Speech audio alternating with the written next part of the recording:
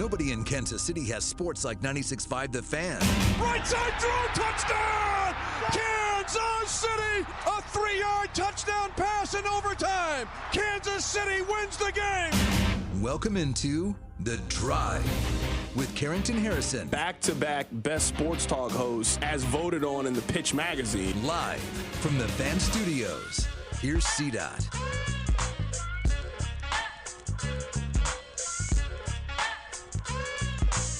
Let's do this. Another day, another dollar, another edition of The Drive. You were listening to The Drive on 96.5 The Fan, 96.5thefan.com, and also the Odyssey app. My name is Carrington Harrison. Excited, thrilled, delighted to be here with you on this wonderful, wonderful Wednesday. We have a lot of things to get into in today's show. Patrick Mahomes sat down with USA Today. We will tell you more about that coming up in today's show. We'll also get to some news and notes in the National Football League. Shedeur Sanders is going to start for the Cleveland Browns. We have another entry in the saga between the Cowboys and Micah Parsons. We'll also talk about the AFC West and kind of take a look at the other teams in the division, not named the Kansas City Chiefs. We'll also get to the Royals coming up in just a bit. The Royals have dropped the series to the Boston Red Sox. We are now going to see if they get swept or not by the Boston Red Sox. We will get to that coming up momentarily. I learned something very interesting about Rob today. I believe that everybody has a trigger.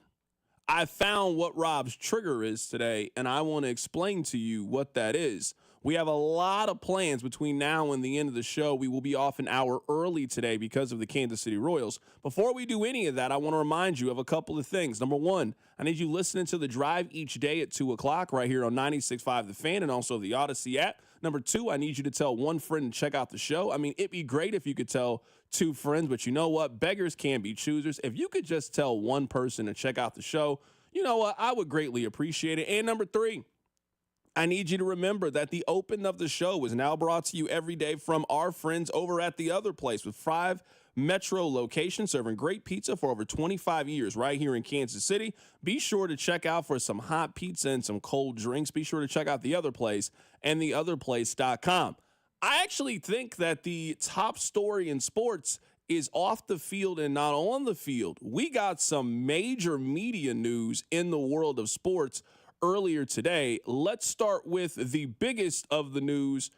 The NFL now owns 11% of ESPN. We are going to see some changes with some of our products in how we consume the NFL. So let me tell you this. This entire deal between the NFL and ESPN, I'm going to break it down for you. This deal is about ESPN is launching its own direct-to-consumer app that is going to launch coming up on August 21st. So they are in the business of acquiring as much content as they possibly can.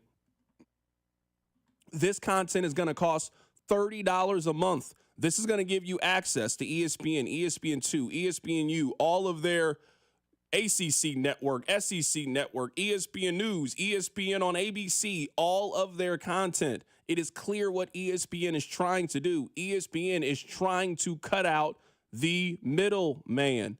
A lot of people, myself included, at this point largely have cable or largely have YouTube TV or Hulu Live or Sling or wherever you get live television from. You largely have it because of sporting events.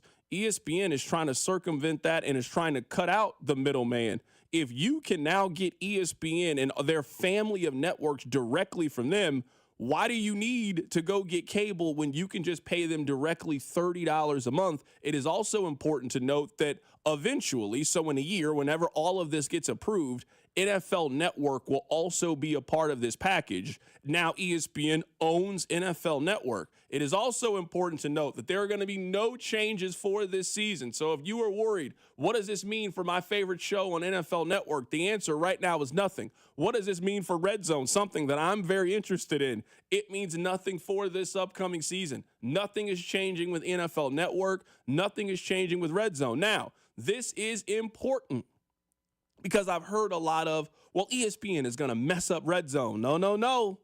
I want us to be clear on what this deal means. According to Sports Illustrated, once this deal gets approved, Red Zone will continue to be produced and operated by the National Football League, not through ESPN. That means they are not replacing Scott Hanson. He just signed a 4-year deal. I don't want Scott Hanson to go anywhere. He's Mr. Red Zone. It also means any changes that happen with Red Zone have nothing to do with the national or with ESPN. It will be because of the NFL. The NFL has 100% complete control of Red Zone. Now, if you're like me and when it's noon or 1 o'clock or whatever time, I love Red Zone. I like Red Zone more than I love the noon games. I don't want any changes to my Red Zone experience. I want Red Zone to stay how it is. I want Red Zone to continue how it's going. Now, this does mean that I don't believe that Red Zone is going to be a part of the YouTube TV subscription moving forward. I think you will have to get that through ESPN and through their direct-to-consumer product. We got time to get there. Now, all of the shows that are currently on NFL Network, those shows are going to be operated by ESPN. So I'm guessing that some of those shows are simply going away. They're going to keep what they like. They're going to get rid of what they don't like. They're going to cut some budget here. They're going to do that. But I think you're going to see some changes if you were somebody that watches the NFL Network.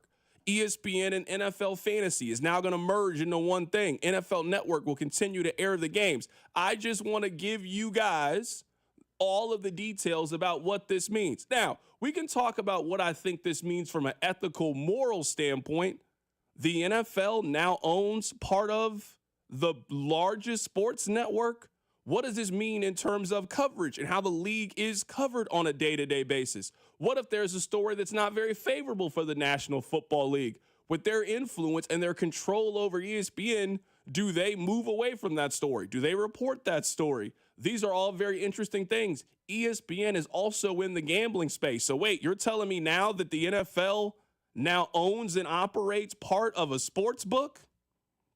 It seems like there's a lot of potential integrity issues that could come into question with this, but this is big business at a very, very high level. I'm just simply here telling you what is going on. Another big news and note that has now come out is ESPN has now purchased all of the premium live events from WWE. So all of the pay-per-views, the Royal Rumble, SummerSlam, WrestleMania, Survivor Series, the big ones, the big pay-per-view events, ESPN is now going to take control of them starting in 2026. Now, the WWE is still going to run them, but you've been able to watch those on Peacock. Not anymore. All of them are going to ESPN. What does all of this mean? Why is this important? I think ESPN is showing you what their business model is in 2025 and beyond. ESPN is in the business of three things. They are in the business of big personalities. They are in the business of big opinions. They are in the business of big events. Think of all of the sporting events that you really, really care about. For the most part, and there are certainly exceptions, those things now run through ESPN. The Super Bowl will be on ESPN coming up in the next couple of years. Yes, the Super Bowl will be on cable coming up in a couple of years. ESPN is going to be the host of the Super Bowl. They are now heavily involved in the college football playoff. They now have ownership over the major sporting events with the WWE. We just mentioned their relationship with the NFL. They are in the live sports big time business. That is what ESPN, as the model has shifted, and it is less about SportsCenter, less about highlights, less about those things. It is driven by big personalities. Pat McAfee, Stephen A. Smith, used to be Shannon Sharp. We can talk about the people that work there, big personalities, big opinions. It is clear what the goal is now at ESPN. We're going to broadcast the events, and then we're going to have Stephen A. Smith talk about them in the morning, and we are going to repeat this 7 days a week. That is the goal. We're going to have Scott Van Pelt at night as our essential post-game show, whether it's for the NFL, Monday Night Football, NBA, whatever it is. That is going to roll into Stephen A. Smith the next day and Pat McAfee, and that is going to be our daily, weekly programming on ESPN. They also are clearly trying to cut out the cable companies. They are trying to get it to a point where you don't need to give $80, $90 every month to YouTube TV. Why don't you give $30 to us? And some people are going to sign up for this. If you're a WWE fan, I don't know how you don't sign up for the new ESPN service. Now you're just not going to watch WrestleMania? Now you're just not going to watch SummerSlam or the Royal Rumble? What's the point of even watching wrestling if you're not going to watch the big events and the big pay-per-views? That's what all the WWE Raw lead up to, is those big events. This is the future. ESPN is showing you the future. Big personalities, big opinions, and big-time live sporting events. It is here when it comes to ESPN. The model is certainly changing at a very, very drastic pace, and ESPN continues to be at the forefront when talking about those changes. We'll continue to talk about this over the course of the day. Coming up on the other side, Patrick Mahomes sat down with USA Today. We'll tell you what he said. Keep it right here. It's The Drive. The Drive with Carrington Harrison on your home for Kansas City sports. 96.5 The Fan. Brought to you by DM Injury Law. Have you or a loved one been in a car wreck? Contact DM Injury Law today and get the money you deserve. Car wreck? Remember, Mike's got this. DQ presents the sound of happy. Hear that? That's the DQ chicken strip basket. We're talking 4 100% white meat seasoned chicken strips served with fries, Texas toast, and DQ's signature country gravy. Yeah, you heard that right. For crunch time in no time, it can only be the DQ chicken strip basket. Get it delivered in the DQ app. Happy tastes good. At participating locations. Get ready, KC! August 23rd will not be your average Saturday. Harris Kansas City is dropping $700 in free play every 7 minutes from 10 a.m. to 10 p.m. That's dozens of winners all day long. And it all leads to the big one. At 10:01 p.m., one lucky guest will take home a jaw-dropping $70,000 in cash. That's over $140,000 in free play and cash flying out the door in just one day. Harris, Kansas City, where the cash keeps coming, and you could be our next winner. Must be 21 or older to gamble. Know when to stop before you start. Gambling problem? Call 1-800-GAMBLER. I'm Bob Burke, founder and chairman of Ant. Before AmericanEagle.com, we partially launched a new technology platform developed by another firm. American Eagle helped take our technology to a whole new level with digital marketing, software development, and business insights into our key markets, appliances, HVAC, and outdoor power equipment, and did so both on time and on budget.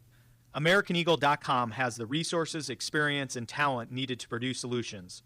Our new technology platform, developed by AmericanEagle.com, has produced tremendous results with higher traffic, conversion, engagement, and online revenue. If you have any home repairs you need to take care of, check us out at RepairClinic.com. If you need a world-class website or technology project, then I would highly recommend AmericanEagle.com. Call AmericanEagle.com at 773-NETWORK. That's AmericanEagle.com, 773-NETWORK. Men, the summer is here. Longer days, warmer nights, and romance in the air. Intimate dinners, walks on the beach, dancing in the moonlight. But if you have erectile dysfunction, you know it can ruin romance, both for you and the one you love. This is Jeff for Heartland Men's Health. And if you have ED, don't let another summer go by without getting treated. Because intimacy is one of the greatest things in life, and fear of not being able to perform should not be something you have to deal with. At Heartland Men's Health, we're ED experts. We've successfully treated tens of thousands of men. Our protocols work when others don't, and we have treatments that are effective in well over 90% of cases. You could even last up to an hour or more and perform like you haven't in years. So call us. Your initial appointment is only $99 and includes blood work, a medical consult, and if medically advised, a test dose. And if that test dose doesn't work in the office, your visit is free. Call 844-447-6600. That's 844-447-6600. Or go to heartlandmenshealth.com. The last 3 days of the summer sale is happening now at Peter's Clothiers. Save from 20 to 50% off all suits, sports coats, and sportswear. Save big with sizes to fit every man. Peter's Clothiers, 124th and State Line Road. When you're hiring, have you ever felt like you're missing out on meeting truly great candidates for your roles? It seems impossible to find them, but they have to be out there somewhere, right? Well, they're not hard to find when you know where to go, and that place is ZipRecruiter. And right now, you can try ZipRecruiter for free at ZipRecruiter.com/free. ZipRecruiter helps 10 million people with their job search every day. And because these people are actively looking for jobs just like yours, it's easy to find the right person right away. In fact, 4 out of 5 employers who post on ZipRecruiter get a quality candidate within the first day. But if you're not using ZipRecruiter, you're missing out. So see what it's like when the impossible is easy. When you go to ZipRecruiter.com/free right now to try ZipRecruiter for free. Once again, that's ZipRecruiter.com/free. ZipRecruiter.com/free. Never miss out on great candidates with ZipRecruiter. This is the story of the one. As a lineman, he does whatever it takes to keep the power on in his community. And he wants a partner like Grainger who does the same. Grainger offers the professional-grade products he needs, from voltage detectors to harnesses to hard hats, plus fast, dependable delivery, so he can rise to every challenge. Call 1-800-GRAINGER, click Grainger.com, or just stop by. Grainger, for the ones who get it done. DQ presents the sound of happy. Hear that? That's the DQ chicken strip basket. Only $7.49 for a limited time. We're talking 4 100% white meat seasoned chicken strips served with fries, Texas toast, and DQ signature country gravy. Yeah, you heard that right. For crunch time and no time, it can only be the DQ chicken strip basket. Just $7.49 for a limited time. Get it delivered in the DQ app. Happy tastes good at participating locations. College holds a mythic place in American culture. But there are stories you won't hear on the campus tours. The higher-ups are concerned about one thing, and that is avoiding scandal. I'm Margot Gray. On the new podcast, Campus Files, we cover everything from rigged admissions to the drama of Greek life and student protests. Listen to and follow Campus Files, an Odyssey original podcast. Available now on the free Odyssey app and wherever you get your podcasts. You're listening to 96.5 The Fan from the Mission Plumbing, Heating, and Cooling Studios. Hey, Kansas City, it's Michael Waka. Welcome into The Drive with Carrington Harrison on your home for Royals baseball, 96.5 The Fan. I would highly encourage you guys to check this out. It's not very often that Patrick Mahomes sits down for an interview, but he sat down with an exclusive one-on-one with USA Today. Talked about a bunch of different things. Talked about the loss to the Philadelphia Eagles in the Super Bowl. Talked about he is turning 30, coming up in a month. He talked about a lot of different things. There was one part that really stood out to me, and it was about the deep ball last year and the fact that the Chiefs, that was, I would say, the thing that they as a team struggled with the most. You guys have mentioned it. Rob, you've mentioned it, that Patrick Mahomes last year felt like a little bit of a check down Charlie. It was a lot of underneath stuff. Now, I think there's a bunch of different things that you can attribute that to. If you want to put it to the offensive line, sure, I think that's part of it. If you want to talk about the injuries that they had at wide receiver last year, I think that was part of it as well. The youth and inexperience of some of their wide receivers, that also factors into it. There wasn't one thing that I think stands above the rest on why the Chiefs really struggled on some of those deep passes. Well, this is what Mahomes had to say about it. Quote, "There's things that we have to get better at, especially myself. There's plays on the football field that I didn't make last year that I've made in previous seasons. At the end of the day, I'm going to do what it takes to win, whether that's passing for a lot of yards or not passing for a lot of yards. But I think if I play better, then that's going to make it better for the team. So I've got to be better at executing whenever those shots are there and making those deep throws, because that's going to alleviate pressure on our defense and allow them to play more free and help the team play more free as well." The Chiefs have talked about this enough throughout the offseason that I really think that this is something that they have discussed and really tried to focus on for this upcoming season. Now, a lot of it, I think, is outside of Mahomes' control. I do think Mahomes missed some throws last year. I think that's normal amongst players. But some of it, I think, was just whether it was lack of field awareness. We saw a couple times with Xavier Worthy that I think Mahomes made a good enough throw, and Worthy just wasn't great at getting his feet down early on in the season. Some of the injuries that I think played a part into it as well. But I think the Chiefs have too many things in place for their offense to be middle of the road the way that it has been from a number standpoint the last couple of seasons. This is something that I want to see some growth in. We have seen Mahomes be a dangerous regular season player. He's won multiple MVPs. He hasn't really been that in the regular season the last couple of years. Sure, he has made plays when they need him to, and in the postseason, ultimately when it matters, Mahomes has been a tremendous difference maker and why the Chiefs are the organization that they are. But you can't have the coach that they have, the quarterback that they have, a lot of the infrastructure that they have in place and be 17th in point score the way that they've been, or bad on down the field throws. If you were asking me, what's one thing that I want to see the Chiefs improve upon for this upcoming season? What's one improvement that I want to see for their offense? I want to see them get that heavyweight punch back. One of the reasons why the games have been as close as they've been in the last 12 months or so, and why the Chiefs have had to pull so many games out of the fire is they didn't really have the ability to knock you out. They were going to win on the scorecards more times than not, but they didn't really have the ability to kind of deliver that big punch to a lot of teams. That comes with those explosive plays. That comes with those chunk plays. That comes with just being able to dominate and control the line of scrimmage. So, Rob, if you're asking me what's one area that I want to see improvement from with the Chiefs, whether it's offense or defense, what's one thing that I think they need to do to kind of take that step forward and get back to being a top 8 offense or better in the National Football League? I think it comes from explosiveness on the outside. I think it comes from big plays. I think it comes from just being a more dynamic offense 10, 15, 20 yards from the line of scrimmage. This was my major frustration with the Chiefs and the Chiefs offense last season. If I were to blind resume Patrick Mahomes' stats from 2024, you would have told me he's Kirk Cousins. You would have told me he's Alex Smith. You would have told me he is whatever version of check down Charlie, safe but effective quarterback. And it is not what I want the best quarterback in the NFL to look like. I don't want to have a 26 touchdown guy. I want to have a 40 touchdown guy. I want a guy whose air yards are near the top in the NFL. It's not 3-yard slant and then we do it twice more and we hope to get a first down. It is the top of my list of things that drove me insane about last year's team. And I get it. They kept winning games. They went 15-2, this, that, and the other. But it infuriated me that Patrick Mahomes, who we know is at the top of his game and the prime of his NFL career, looked like Aaron Rodgers does will in Pittsburgh. Just fine. So you know what?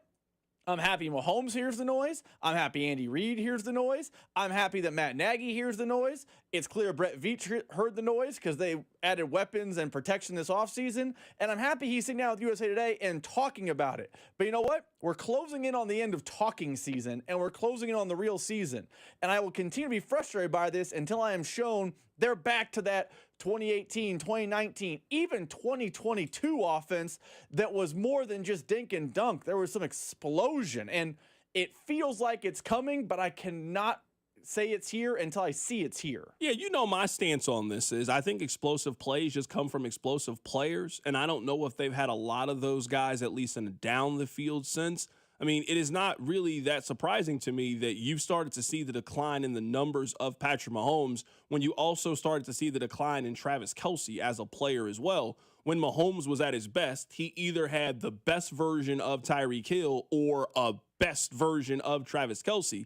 As we've gotten further away from that, and now as the offense is starting to transition, where you need Rashee Rice to be healthy, you need Xavier Worthy to take a step forward, Hollywood needs to stay healthy, you need those guys to bring it. They just haven't, and I think you've seen that kind of trickle effect down with the offense. That's what excites me most about this offense, if you can get everybody healthy at the same time.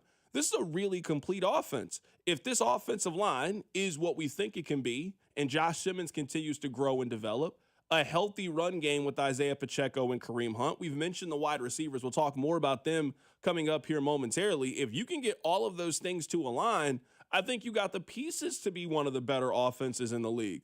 The question really for the last 12 months has been, can you get everybody on the field at the same time?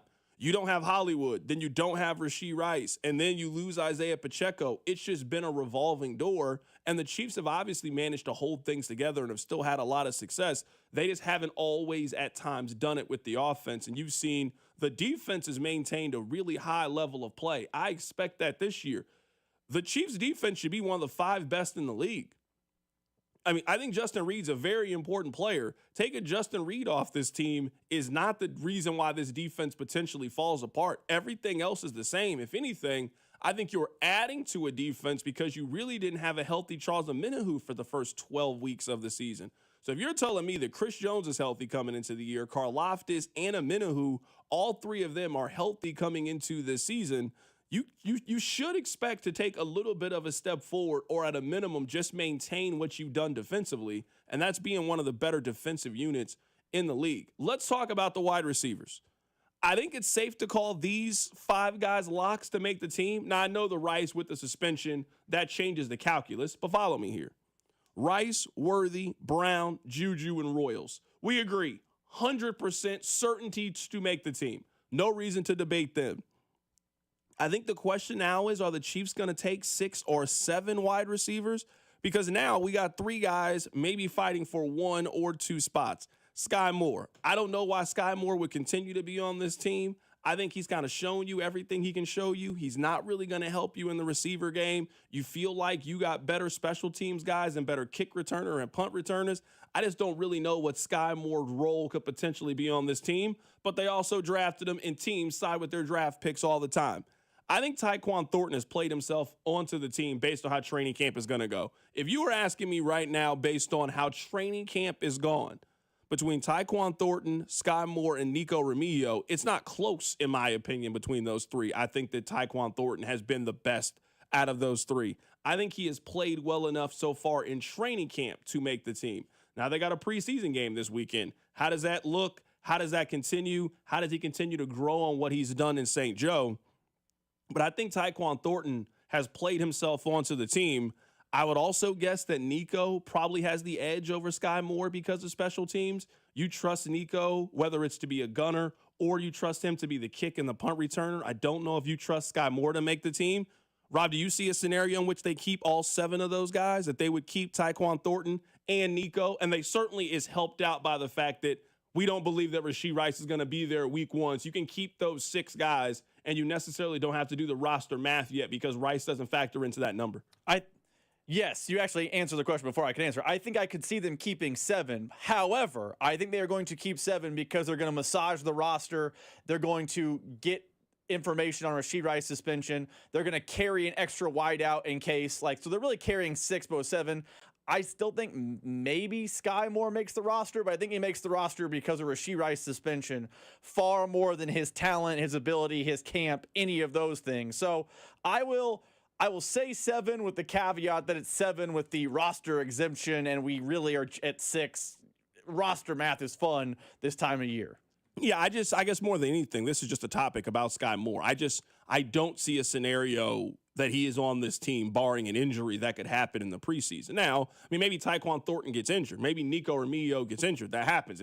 Hollywood Brown got hurt last year during training camp. But if we're talking about the only change is a Rice suspension, if that's the only change between now and the beginning of the season, I just don't see a scenario in which Sky Moore ends up making this team. Not over what I think Thornton has done so far. I just think Thornton is a better receiver than Sky Moore is, and Nico can help you more in special teams. That's the 6 then. It's Worthy, Brown, Juju, Royals. Those guys are no doubters to me, those 4 guys. And then you got Tyquan Thornton and Nico, and that ends up being your 6 until you get Rashee Rice back, whenever that could possibly be. I think that ends up being their wide receiver room. Do you like that wide receiver room early in the season? Let's say the Rice gets 4 games. So let's say you don't have Rice for the Eagles game, week 2, who maybe have the best secondary in all the National Football League, and then you don't have them for Baltimore. They also have an argument of having the best secondary in the league if everybody is healthy. You're going up against 2 really, really physical units without your number 1 wide receiver. How are you feeling about the wide receiver room going into, I would say, 3 good defenses if you also want to factor in the Chargers in week 1 in Brazil? So I like their wide receiver room a lot when Rashee Rice is on the football field. So if we take him off, which he's going to get suspended, it's a fact of life.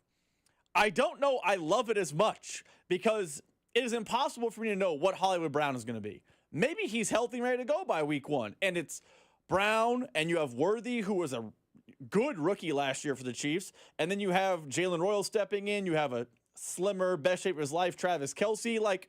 I like the receiver room, but without knowing where Rashee Rice's suspension is and without knowing the health of Hollywood Brown, I do have some questions. I think those questions get answered because Rice eventually comes back from suspension and health eventually happens. But in the first 4 games, I'm a little bit skeptical of the room, but I think as time goes on and they come out of the suspension, I really like the wide receiver room. Just maybe not early. I think a lot of it really just comes down to with all of these guys. And I guess maybe you're not putting Jalen Royals into that. I don't know if you can now at this point. If you remove Rice from this, it's really on Worthy, Brown, and Juju to stay healthy and be productive for the first 4 weeks of the season, which is a 50-50 proposition on both sides. You ain't getting all three. So someone's hurt in those games. I actually think it's going to be Brown because time has told us he's it's going hurt to be right Brown. now. Yeah, he's hurt right now. But yeah, you're right. If it's perfect health, it ain't bad. I ain't banking on perfect health. Do you still think Juju has anything left in the tank? I feel like, and I'm going to go back and pull up his stats from last year, I feel like he really only had kind of one good game last year. I remember there was one game he had 100 yards, and Saints he actually game. was pretty productive. It was the Saints game. Yeah, he was actually pretty good in that game. Other than that, I don't really feel like you got a whole lot from Juju last year. I mean, the Chiefs obviously like him. They like his toughness. They like his personality. They like him in the locker room. I mean, that all makes sense. I mean, last year looking at it. So, for example, Hollywood Brown had 231 yards receiving last year. 130 of it came in one game against the New Orleans Saints. 130. So that means in the other games that that Juju played, he had 99 yards receiving in those games. He wasn't a very productive player last year. Now, to his credit, he also just didn't get a lot of targets and opportunities last year either. I mean, in the last 8 games of the season, the most targets that he got in a game was 3. I mean, you can't really make plays if they don't throw you the ball. You would have to think that early in the season, they're going to throw him the ball. You've been in the offense now 3 seasons. You're a veteran player. You're an established player. Mahomes obviously likes and trusts you, or you just simply wouldn't be around if that was the case. I think they kind of need Hollywood to be an X factor early on in the season. I don't disagree with you. But this is where I say during the Rice suspension, whatever the length is, I have a little bit of worry about the wide receiver room early. Because if you're saying Hollywood Brown's an X factor, I'm telling you Hollywood Brown might be an IR factor. He might be a PUP factor. He might be a first-team shorts and a T-shirt factor. Like, I think Hollywood Brown when healthy is a fine wide receiver. Has anyone seen him in a Chiefs jersey when healthy? Does anyone know what that looks like? I think we have an idea of it based on Madden and concepts, but we've never actually seen it. So I actually have more faith in Juju because he's at least shown me in this offense, albeit 3-4 years ago now, he can be a productive wideout. I have never seen Hollywood Brown be a productive wideout in Kansas City. It just never happened. So if you're saying the X factor is Hollywood, I can tell you that's why I'm scared about the wide receiver room until Rice comes out of suspension. And someone just texted in, Juju has just enough to be that breaking case of emergency wide receiver. I'm always in on Juju until he gets hurt. I don't disagree with you there. I just think at least early on in the season, I think they're going to maybe need him in one of those games. I don't think you're getting 4 good games from Juju to kick off the season. I'm going to guess in one of those games, they're going to need Juju to kind of step up and be a productive player. I mean, if you're factoring in, you don't know if Rashee Rice is going to be there, and you're siding with the fact that he is likely not going to be there early on in the season. You also, to your point, I don't know if you can 100% count on Hollywood Brown being there for all of those games. Like, you kind of need Juju. You kind of need Juju to be a difference maker and to help you make plays in some ways. Maybe they're more reliant on tight ends. You see maybe a little bit of Robert Tonyan. Maybe you see more of Noah Gray during that time frame. But you're going up against 3, I would say, pretty capable defenses early on in the season with the Chargers, the Eagles, and the Ravens. You're probably going to need a couple of guys to step up. I also think some of the pressure is going to be off Mahomes because I just think the Chiefs will be able to run the ball more effectively with the healthy Isaiah Pacheco, and I just don't really think they had that. Certainly from October on, I don't think he was healthy really at any point in the final 3 or 4 months of the season or so. I do have one quick Royals thought, and I want to get back to the NFL coming up momentarily. Louis Riddick kind of went around the league, so we'll also go around the league with Louis Riddick. I think the message for the Royals today is a very simple: don't get swept. Like, getting swept, it undoes the work that you did in Toronto. That was a big series win for the Royals in Toronto, no question. Toronto is arguably the best team in the American League. The Royals go in there and win 2 or 3. They had put a string of really good series together against some good teams. They went to Wrigley and beat the Cubs. They took care of business on the road against Toronto. The Royals have had a very good and consistent stretch. We know what happened on Monday. That was a game that you probably weren't going to win, but you had the mistake with the base running error. Yesterday, you were in it for the early part of the game, and then Boston made a couple more games, so they end up locking up and securing a win in the series, and Boston is maybe the hottest team in baseball right now. I think the message is just simple, just don't get swept. There is a drastic difference in being 3-3 during this stretch and 2-4 in this stretch. If you win the Toronto series and you lose this series to Boston, they take 2 out of 3, you're in the exact same place that you were in. You take a step back if you lose today's game against Boston. And now coming up, we've talked about it. You got games against Minnesota, games against Washington, games against Chicago. I mean, it is imperative that you win those series if you want to keep your playoff hopes alive. Rob, for me, the message is very simple for the Royals. You just can't afford to get swept by Boston. We 1,000% agree. Now, we can talk about this later in the week. I think a lot of the agreement me and you have about don't get swept is built on this. The Twins are a carcass. Like, I bet if we went and polled the city, the average fan doesn't know more than 1, maybe 2 current members of the Minnesota Twins. And after that, you have the Nationals and White Sox, who are the absolute dregs of the league. So there is a belief that if you can survive this front part of the road trip, you did in Toronto, you are not doing it in Boston. If you can tread water and go 3-3, you have a chance to really make up some ground when you play, 9 straight against a bad team. If you get swept today, the pressure is higher when you're playing those bad teams. But we agree, do not get swept. But a lot of my do not get swept energy is based on the fact I think they will gobble up some games. If it's this time next week and they've struggled with the Nats and the Twins, we'll be having a very different conversation. But for now, the message is correct, it's clear, it's simple, it's concise. Win tonight. And by the way, the lineup is out for tonight, and for the first time all season, I was just going to ask you that. Jonathan India is in the 6th spot. They have a new leadoff hitter tonight, so I don't know if that's a sign of it's time to mix things up, but it feels like the Royals at least think a shakeup is needed as the offense has been stagnant in Boston. Yeah, I was just going to ask you, what do you think this means? So for those of you that have not seen the lineup, Yastrzemski is leading off in right field today. Witt Jr., Pasquantino, Miguel Garcia, Salvador Perez, Adam Frazier, Jonathan India, John Rave, and Kyle Isbell. That is how their lineup switches out today.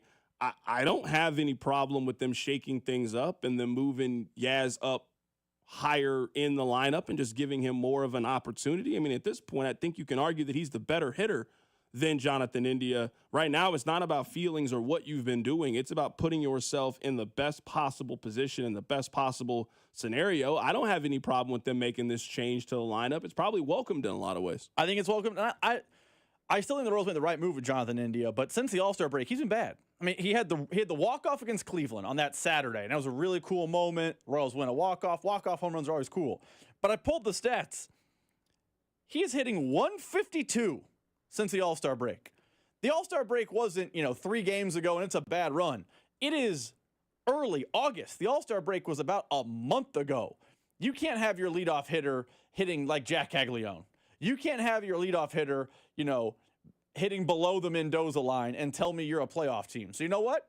I welcome the switch. Maybe it takes a little pressure off Jonathan India and he can get back to the regular 250, 260 hitter he is. You feel like you added Mike Yastrzemski. He's good against righties. There's righty on the hill tonight for Boston.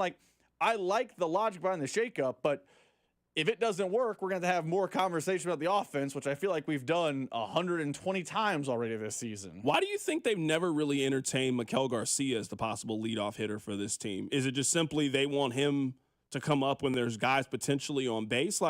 They were pretty quick, I think, to make this change with Mike Yastrzemski. They've never really been, at least it would appear, that open to trying to give Miguel Garcia the opportunity to be their leadoff hitter. It doesn't make any sense to me at all. I feel like maybe it's because for such a long stretch this season, they just didn't have run producers, and Miguel Garcia has been that guy, so you don't want to, break that, kind of like you said. But it feels like he is perfectly designed to be a leadoff hitter for this team. It's just they're not leading him off. I said earlier, I still don't mind the Jonathan India trade with the advantage of hindsight. I wonder now if you asked JJ Picollo, hey, hindsight being 2020, Miguel Garcia became this. Would you have done the trade still? I don't think he would because Garcia became the player they thought he could be, but I think the offense has been so stagnant, it's just like robbing Peter to pay Paul. We're taking out a leadoff hitter to add our best run producer. Now you're kind of jumbled up everywhere. I think that's the logic behind it. Not saying it's good, but I think that's the logic. Coming up on the other side, I found what Rob's trigger is today, and Rob said this is actually very common. I'll explain. Keep it right here. It's The Drive on 96.5 The Fan. Hey, it's Cole Reagans from the Kansas City Royals. You're listening to The Drive with CDOT on 96.5 The Fan. Brought to you by DM Injury Law. Have you or a loved one been in a car wreck? Contact DM Injury Law today and get the money you deserve. Car wreck? Remember, Mike's got this.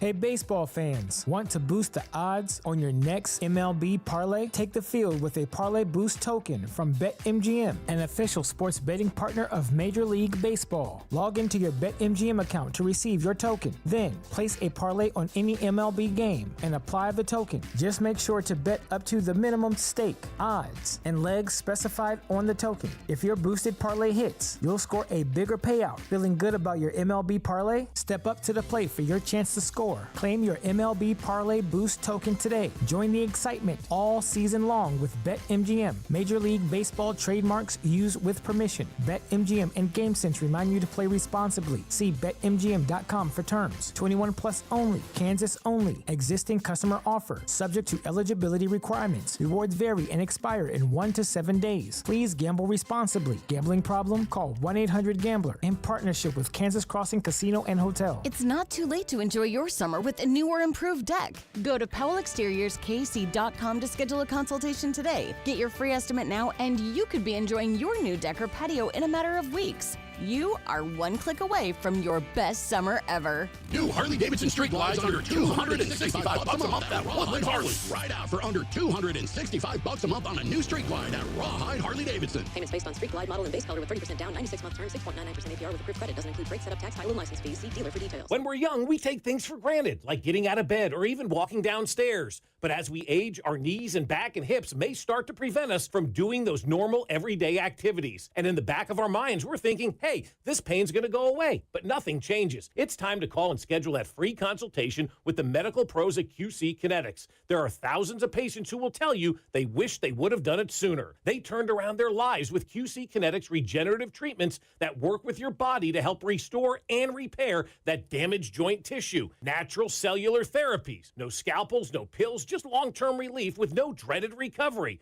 So bring your x-rays and MRIs to QC Kinetics for a free no-pressure chat and through evaluation to see if you're a good candidate. Grab the phone right now and give them a call. Appointments available on Saturday, 816-412-6299. 816-412-6299. That's 816-412-6299. Off 435 in State Line and in Gladstone. Hey friends, it's noisy out there with information coming at us all day, every day. It's hard to know what to trust, and the world of wealth management is no exception. That's why UMB Private Wealth Management helps you tune out the noise and tune into what matters most. They'll create a financial plan based on your unique goals, so it's your voice that comes through loud and clear. Get financial clarity. Go to umb.com/privatewealth to schedule an appointment. That's umb.com/privatewealth.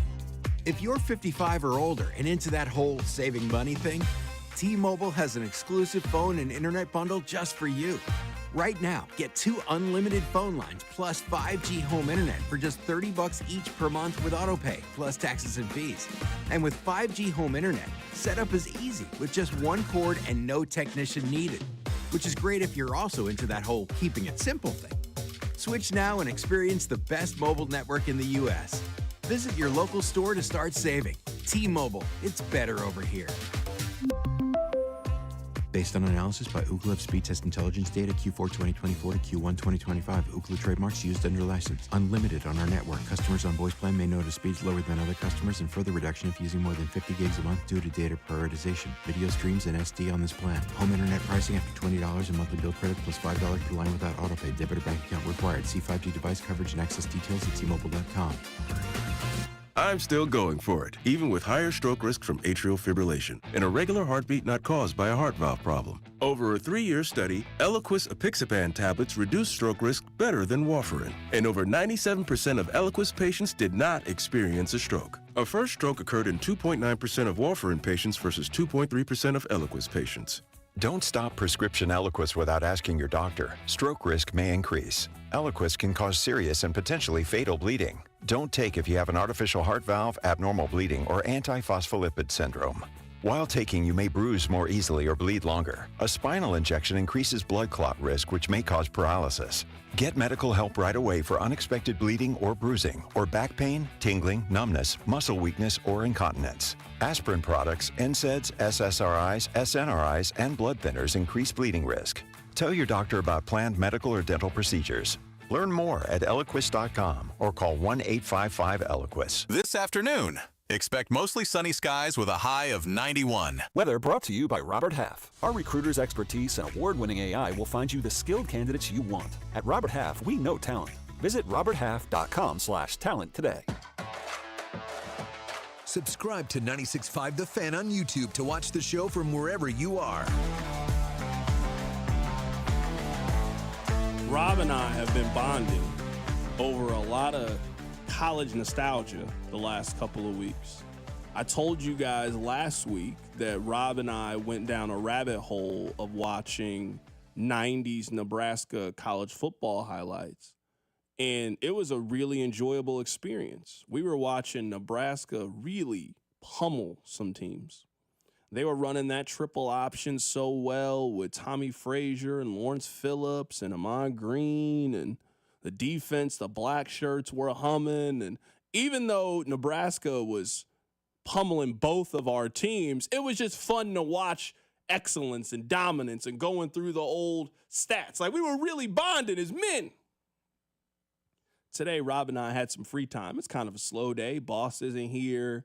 It's not really a whole lot of direct local news, so we kind of just had some free time to kind of mess around. So we were watching old Kansas basketball highlights. Rob's just been really excited about this upcoming Jayhawks season. You know, they got the potential #1 overall pick. He just picked out his seats. You know, Rob's getting excited about basketball, and I get it. So we were watching some old KU basketball highlights. This is like mid-90s. I mean, like Roy Williams in his bag. And Rob and I were bonding over Rafe LaFrentz. Now, I don't think I've ever bonded with anybody over Rafe LaFrentz, but Rob, we probably watched, 10, 15 minutes of just Rafe LaFrentz just schooling people. Just great footwork, great touch around the rim. He looked like Nick Collison before Nick Collison. It was an enjoyable experience, I would say. We were watching that. We were kind of marveling at Lester Earl's athleticism. I forgot that Earl had the bunnies like that. He's blocking shots and dunking on people and really playing with a lot of energy for KU. I forgot he had hops like that. So we're sitting there, we're watching it. And Rob's like, hey, don't go to the Arizona game. And I'm like, what are you talking about? Like we're watching one of those year in review tapes on YouTube is what we're watching.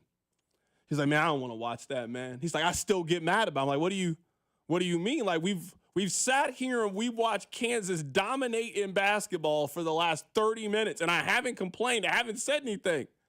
He's like, that loss still eats at me. I'm like, wait, what? You've seen your team win 2 national championships.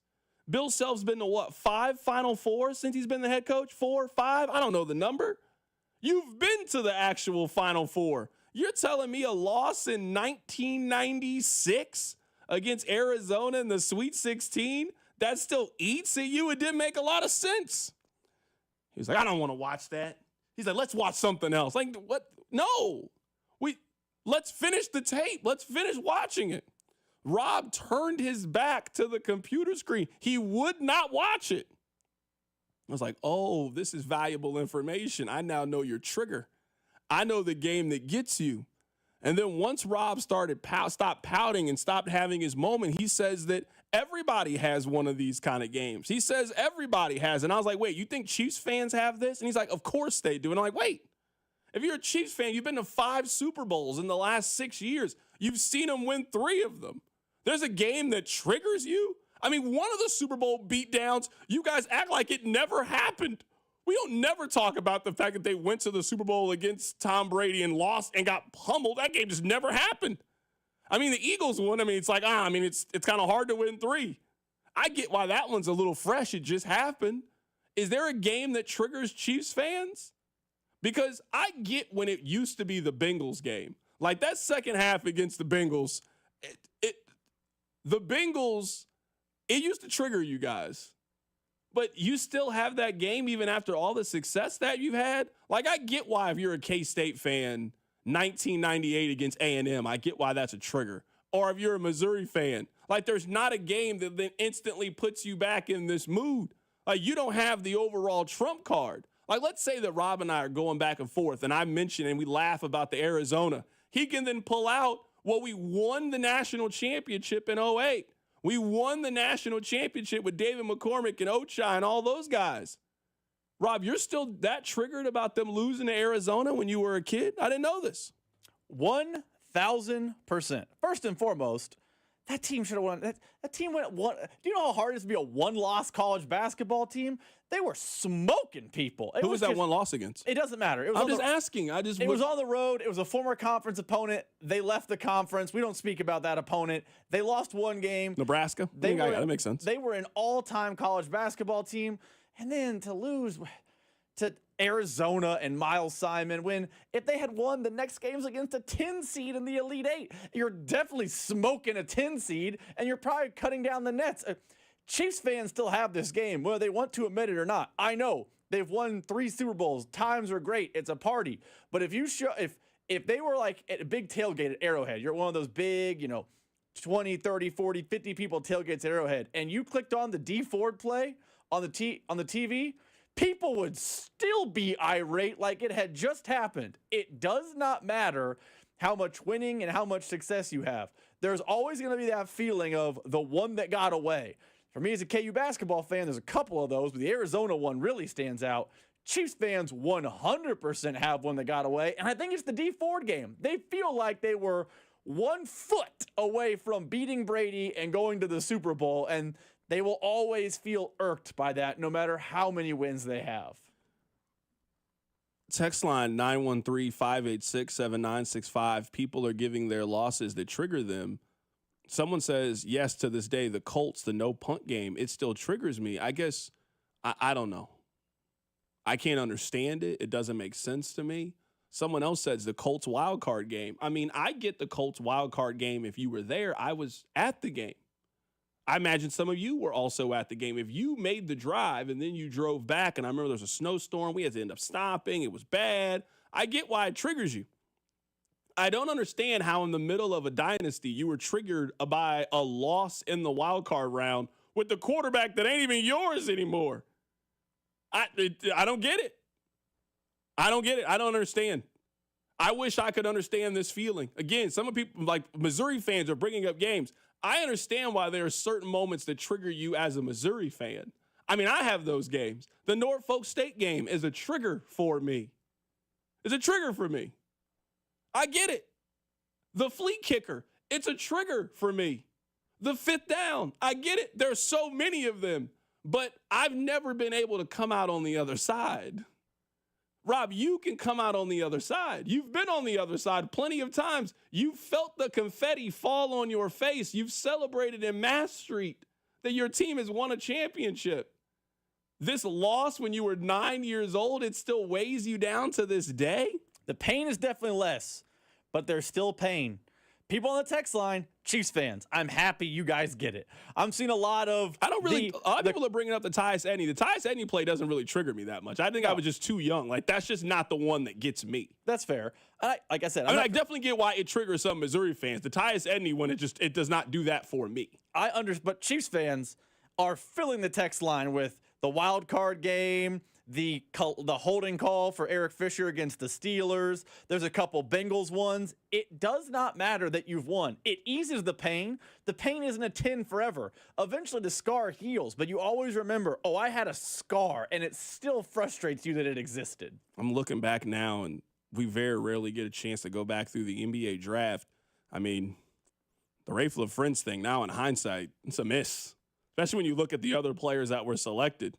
So that was the year Michael Olowokandi was the number 1 overall pick. Bibby was the 2nd overall pick. Rafe LaFrentz was the 3rd overall pick. Do you know what team drafted Rafe LaFrentz out of college? Was it the Nuggets? Denver. He was a Denver Nugget. Right after him, Antoine Jameson, Vince Carter. Those were the 4th and 5th pick.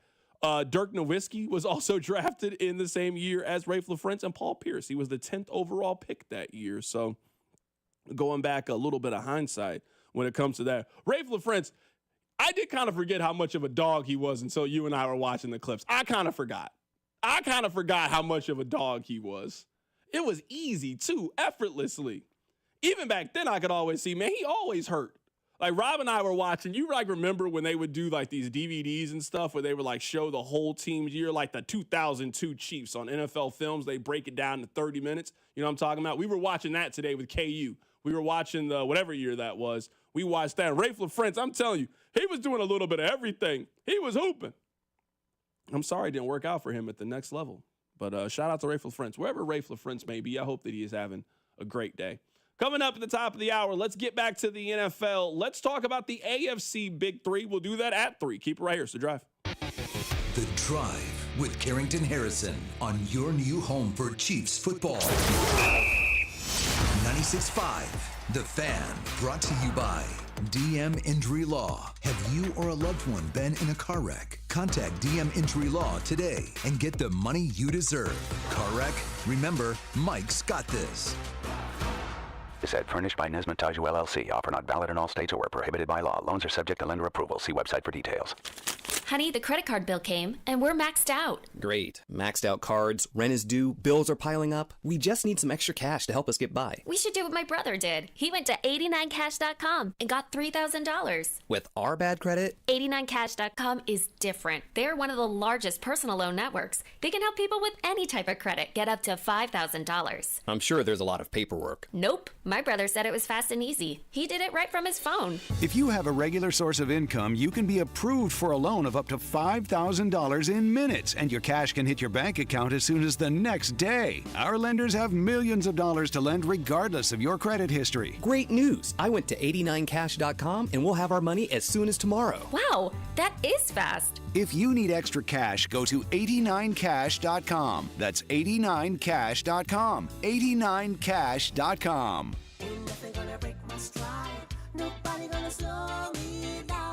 Don't let pneumococcal pneumonia break your stride. If you're 50 or older, you're at increased risk. So be proactive with Capvaxive pneumococcal 21-valent conjugate vaccine to help protect against invasive pneumococcal disease and pneumonia caused by certain types of pneumococcal bacteria. Capvaxive helps protect against the strains of bacteria that cause about 30% more IPD cases than any other pneumococcal conjugate vaccine in adults over 50, according to national-level CDC stats. Regional variations may exist. Don't get Capvaxive if you're allergic to the vaccine or its ingredients. Tell your doctor if you have a weakened immune system. Common side effects include injection site reactions, feeling tired, headache, muscle aches, and fever. Capvaxive does not protect against all strains. For more information, call 1-800-927-8888 or visit capvaxive.com. Ask your doctor or pharmacist about Capvaxive. Need help paying for your Merck vaccine? Visit merckhelps.com. Sponsored by Merck. I'm Piera Palazzolo, VP of Digital Marketing for the American Management Association, a company focused on the management training skills needed to enhance the careers of business professionals. We did our research when it came to the best companies for website development and chose AmericanEagle.com. And we couldn't be happier. AmericanEagle.com worked closely with us to understand the front and back end requirements needed to launch an e-commerce website that could handle the complexities of running thousands of seminars nationwide. Our robust new website and improved SEO saw immediate increases in site traffic and web revenue. If you're in need of managerial effectiveness and success, visit our website at amanet.org. If you're in need of a website that provides an unparalleled consumer experience, I highly recommend AmericanEagle.com. Transform your business today. Dial 877-WEBNOW1 for a free digital consultation with AmericanEagle.com. The summer selection is on at Reiselman Nissan, and 0% financing is back. Get 0% APR for 5 full years on new Rogues, Muranos, and Pathfinders. Or go long with 1.9% for 72 months, or 84 months at just 3.49% APR. Get up to $6,000 in total rebates on the rugged Frontier. And if you're leasing, you'll pay 0 sales tax. That's real savings. Nobody in Kansas City beats our deals or our selections. Visit Reiselman.com for details. Reiselman Nissan, every customer, every time. Do you know a coach who goes above and beyond? The Royals, the CU and the Major Leagues Foundation, and Blue Cross and Blue Shield of Kansas City are recognizing those impactful men and women. Nominate your high school coach at royals.com/coaches with character. This is the story of the one. As a lineman, he does whatever it takes to keep the power on in his community. And he wants a partner like Grainger who does the same.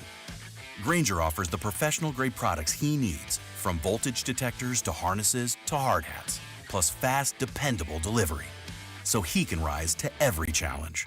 Call 1-800-GRAINGER, click Grainger.com, or just stop by. Grainger, for the ones who get it done.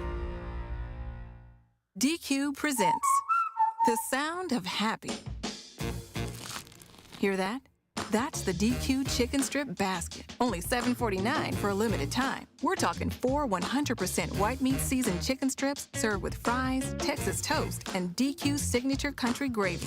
Yeah, you heard that right. For crunch time and no time, it can only be the DQ chicken strip basket. Just $7.49 for a limited time. Get it delivered in the DQ app. Happy tastes good at participating locations. Brought to you by America's largest pickleball festival, PickleCon. PickleCon will feature 100 courts, 3,000 players, 80-plus vendors, with something for everyone. Youth tournaments, charity games, and parties that glow. PickleCon, August 7th to 10th. Register at picklecon.com.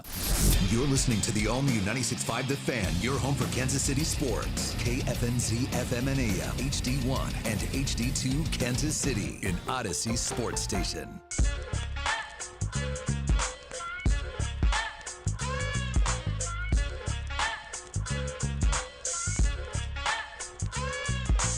All right, welcome back into the show. My name is Carrington Harrison. Very happy to be here with you on this wonderful, wonderful Wednesday. We got a lot to get into in today's show. I don't know if you saw this or not, but yesterday, I guess 2 days ago now, Colin Cowherd was very mad at the head coach of the Dallas Cowboys for wearing his visor backwards. You know, I don't like backward hats. What's worse is a backward visor. That's a 2-win team. I'm taking away 4 wins. So when you sit in front of a podium, you're representing the Cowboys, you're representing Bank of America, you're representing a $12 billion corporation. So this was a couple of days ago. Cowherd was very mad at Brian Schottenheimer for wearing a backward visor.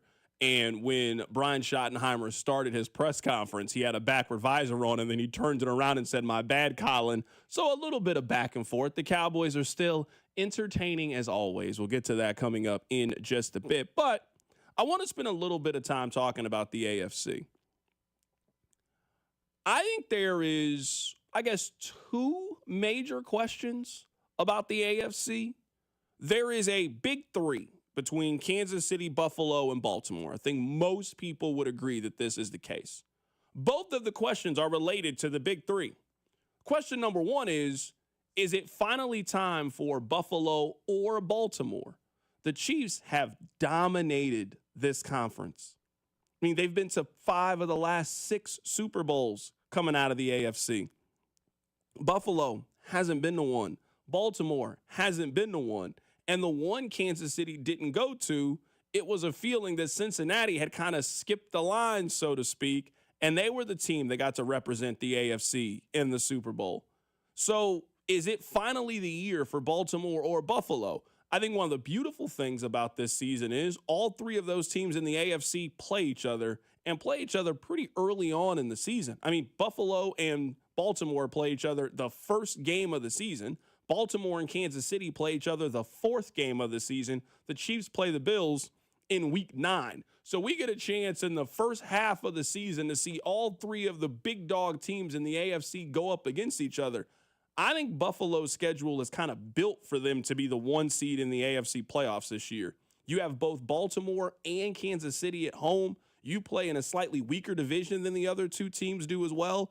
Buffalo needs to be a 13-14 win team and needs to be the team that hosts potentially the AFC Championship game. So I think it's question number one in the AFC is, will either one of those two teams be able to finally get over the hump with Kansas City? We'll obviously see as the season progresses if that ends up happening. I think the other question in the AFC is there going to be any team that could potentially crash the party the way that Cincinnati did with those other teams? Now, I think it's about who could that possibly be. Do you think it could be Pittsburgh? Is it Cincinnati? Is Houston one of those teams? Is Jacksonville one of those teams? It pains me to say this, and I know how some of you are going to react and respond to this. I think that Denver is the most likely team to be able to jump up in that mix. I think Denver could have the best defense in the AFC this year. I think Denver played Kansas City as close and as tough as any team did last season, and I thought really matched up well against Kansas City.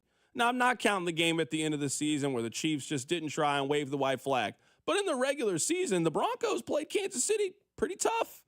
Look like they were able to stand in the middle of the ring. Now, ultimately, they lost, so what does it matter? But I thought they stood pretty tough. I thought they got good quarterback play last year. I like their offseason. I think if there is a team that could potentially emerge out of the others, because you got the Chiefs, they are on their own island. I think that Baltimore and Buffalo, they are also positioned on their own island. And then way over the other side, way on the other side, you got a group of about 5 or 6 teams, and they are trying to figure out a way to get into that Baltimore-Buffalo conversation. I think the best of all those possible teams is probably the Broncos. Really good coach, potentially good quarterback, really strong defense, emerging skill position players. I think the Broncos probably have the best chance of elevation more than any of the other teams in the AFC. I think Denver is the absolute no doubt answer. We haven't done our NFL season predictions yet. We will do them at some point before the NFL season starts. And I think I'm going to be much higher on Denver than you, just the way you've talked about Denver. You probably will be. But in a second way to irk Chiefs fans, is the answer to this question the team that's already done it? Is it the Bengals? Because I know they have been filled with offseason drama. It's basically a tale as old as time.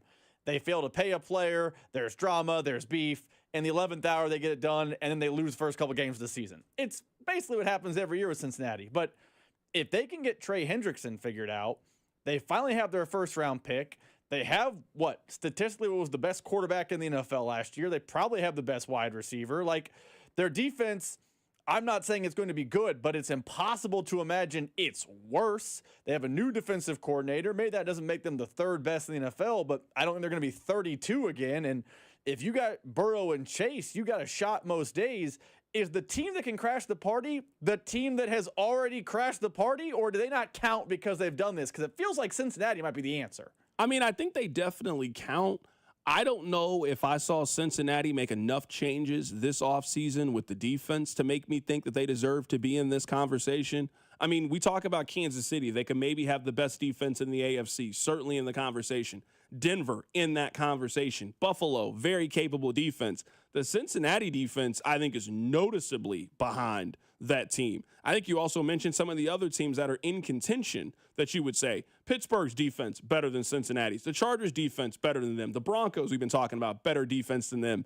I don't know if you crash the party with the 8th or 9th best defense. And you mentioned that you don't know if it could get much worse for the defense. I would argue I don't know if their offense can be much better than it was last year. If you look at kind of how the season broke down for Cincinnati, I mean, Burrow was phenomenal last season. Burrow threw 652 times last year. So Burrow stayed healthy. I mean, Jamar Chase had one of the best wide receiver seasons that we've seen. T. Higgins was still really good last year. They got a running back to kind of emerge that we weren't really talking about in Chase Brown. I would say their team also on offense kind of peaked and did as much as you could. Now, I think Cincinnati's certainly going to be in a mix. That could be a possible playoff team. They probably just kind of ran out of time last year before having a chance to make the postseason. But if you're asking me which team do I think is more likely to crash the party, I would pick the Broncos over the Bengals for the reason I just gave. I just don't trust Cincinnati on defense. I also don't know if they've done enough up front to be able to block and protect Burrow. It just feels like we'll be having the same conversations about them that we always have come November and December. I think we found the two teams, though, and maybe it will look foolish, and I'll say this, and in 6 months from now I'll look like an idiot, because the NFL always happens. I feel like that's the grouping, though. If it's not the obvious three, Baltimore, Kansas City, Buffalo, and maybe a sneaky contender like Cincinnati or Denver, I really do not see a path for another team to be representing the AFC in the Super Bowl. I just don't. I know Colin Cowherd and Jason McIntyre like the Chargers. I would fall out of my chair stunned if them or the Steelers or anyone in the AFC South became a Super Bowl type of team. Like, maybe this is a duh type of comment, but if it's not one of those five, and I think it's really just four, I don't think the other 12 teams in the AFC stand much of a chance to get to wherever the Super Bowl is this year. San Francisco, Santa Clara, wherever. I don't see any other team as a real Super Bowl threat in the league. Yeah, the text line's kind of giving me a little bit about the Broncos, and that's perfectly fine. I'm looking at what Bo Nix did last season, and we talk about like sort of a expectation of progression for a quarterback. I mean, last year, Bo Nix was really good. Bo Nix completed 66% of his passes. He threw for 3,700 yards, had 29 touchdown passes, and 12 interceptions last year. Now, I think what Denver is going to have to kind of combat this season is kind of like my argument with the Washington Commanders. A, they're not going to sneak up on you the way that they have in years past. I also think the schedule is going to be much more difficult for Denver this year than it was last year. And how do you kind of combat that, and how do you deal with it if you are the Denver Broncos? I'm just simply looking like, if we had to ask the question right now of who do you think is the fourth best team in the AFC, or who's the team that's best positioned outside of those top three, I think there's 3 or 4 teams that are just in the mix. I mean, I think the overwhelming likelihood of the AFC is that it's going to be one of those 3 teams, and we'll see how the season progresses. I mean, most of the time it's been Kansas City, but it's going to be Kansas City, Baltimore, or Buffalo. Does any of those teams become the 2021 Cincinnati Bengals? Can they have that Joe Burrow kind of season that they end up surprising some people and end up making the Super Bowl? I do think the Broncos have a chance potentially of being that team. We'll keep talking NFL coming up on the other side. We'll go through some of the quick hitters and news and notes for the day. That's all coming up. Keep it right here. So Drive. The Drive with Carrington Harrison. Catch Hall of Famer Denny Matthews every Monday at 3. And gone, Bobby Witt. On your home for Royals baseball, 96.5 The Fan. Brought to you by DM Injury Law.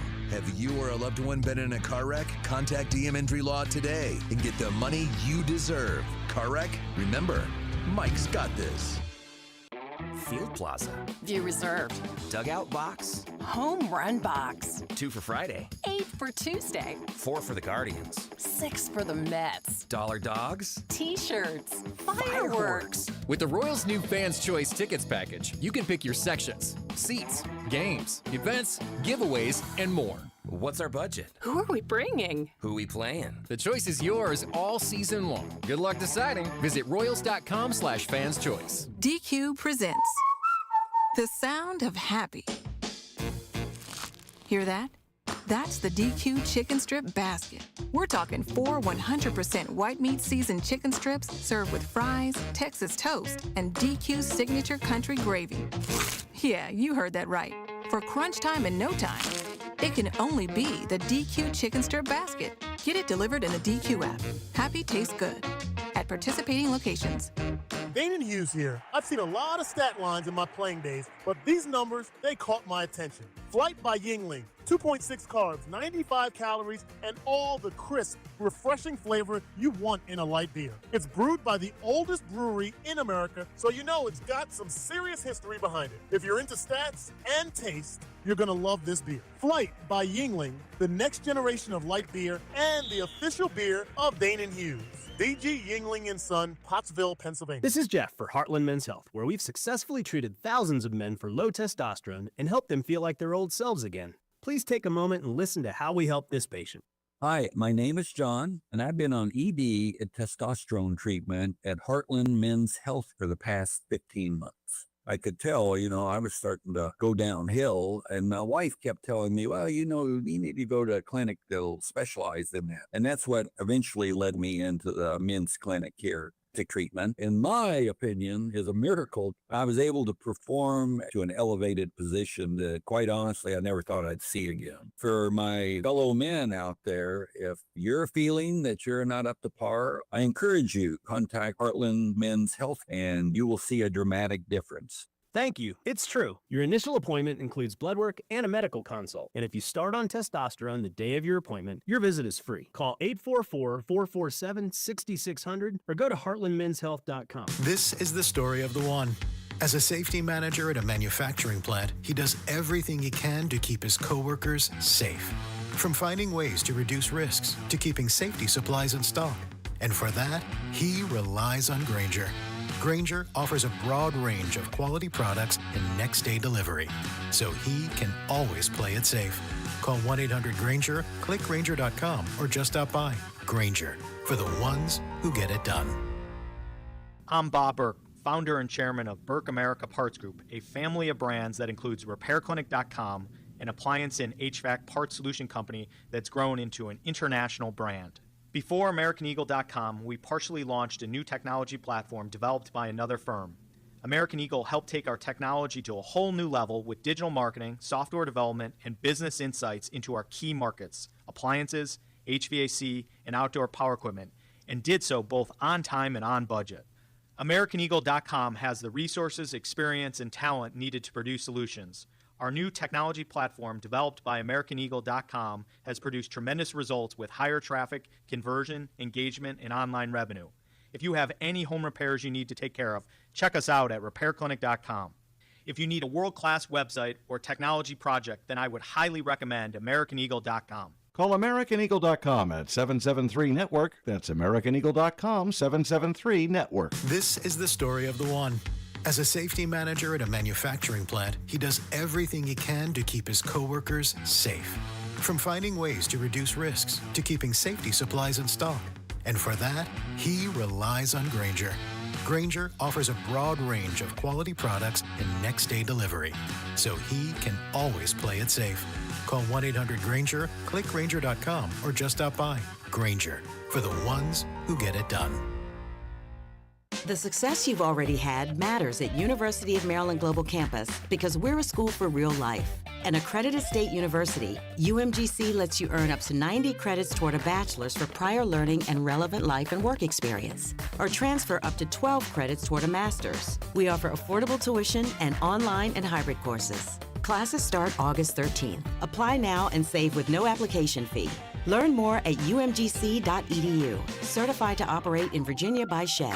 Chiefs coverage sponsored by Renner Garage Door, RENNER, forward and back. Almost Andy Reid here. Renner Garage Door has proudly served KC for nearly 70 years. Get your free estimate today, RENNER, forward and back. RENNER, RENNER.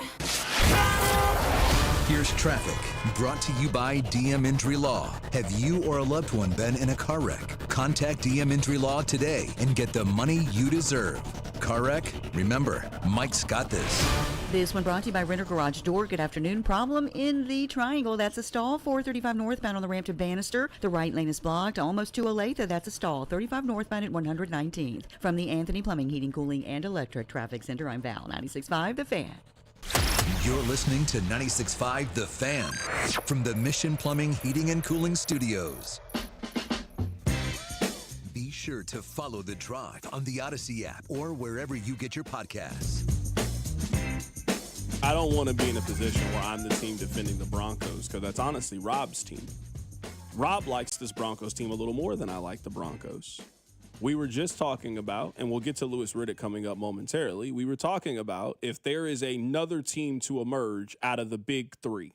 Kansas City, Baltimore, Buffalo, who could that potentially be? And I think the Broncos are kind of set up that they could maybe be that team. Someone on the text line asked the question, who do they have as their pass catchers outside of Cortland Sutton? They also added Evan Ingram to play tight end. I think they probably feel good about their two young guys. I mean, last year the Broncos had a 7th-round pick, Devon Vele.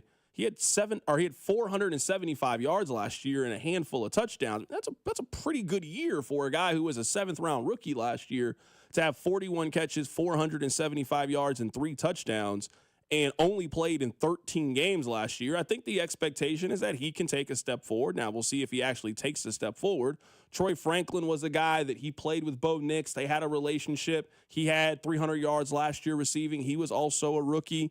I really like what the Broncos did at running back. J.K. Dobbins is a 1,000-yard back, even if he's injury-prone. And R.J. Harvey, Rob, that's a guy that you and I both wanted Kansas City to take a look at. You and I both were kind of banging the drum, and I was surprised that you were on board with the Chiefs picking up a running back in one of those mid to later rounds. R.J. Harvey was a guy that I was kind of looking at as being that 3rd, 4th-round pick for the Kansas City Chiefs to kind of strengthen that room. They obviously ended up going in a different direction.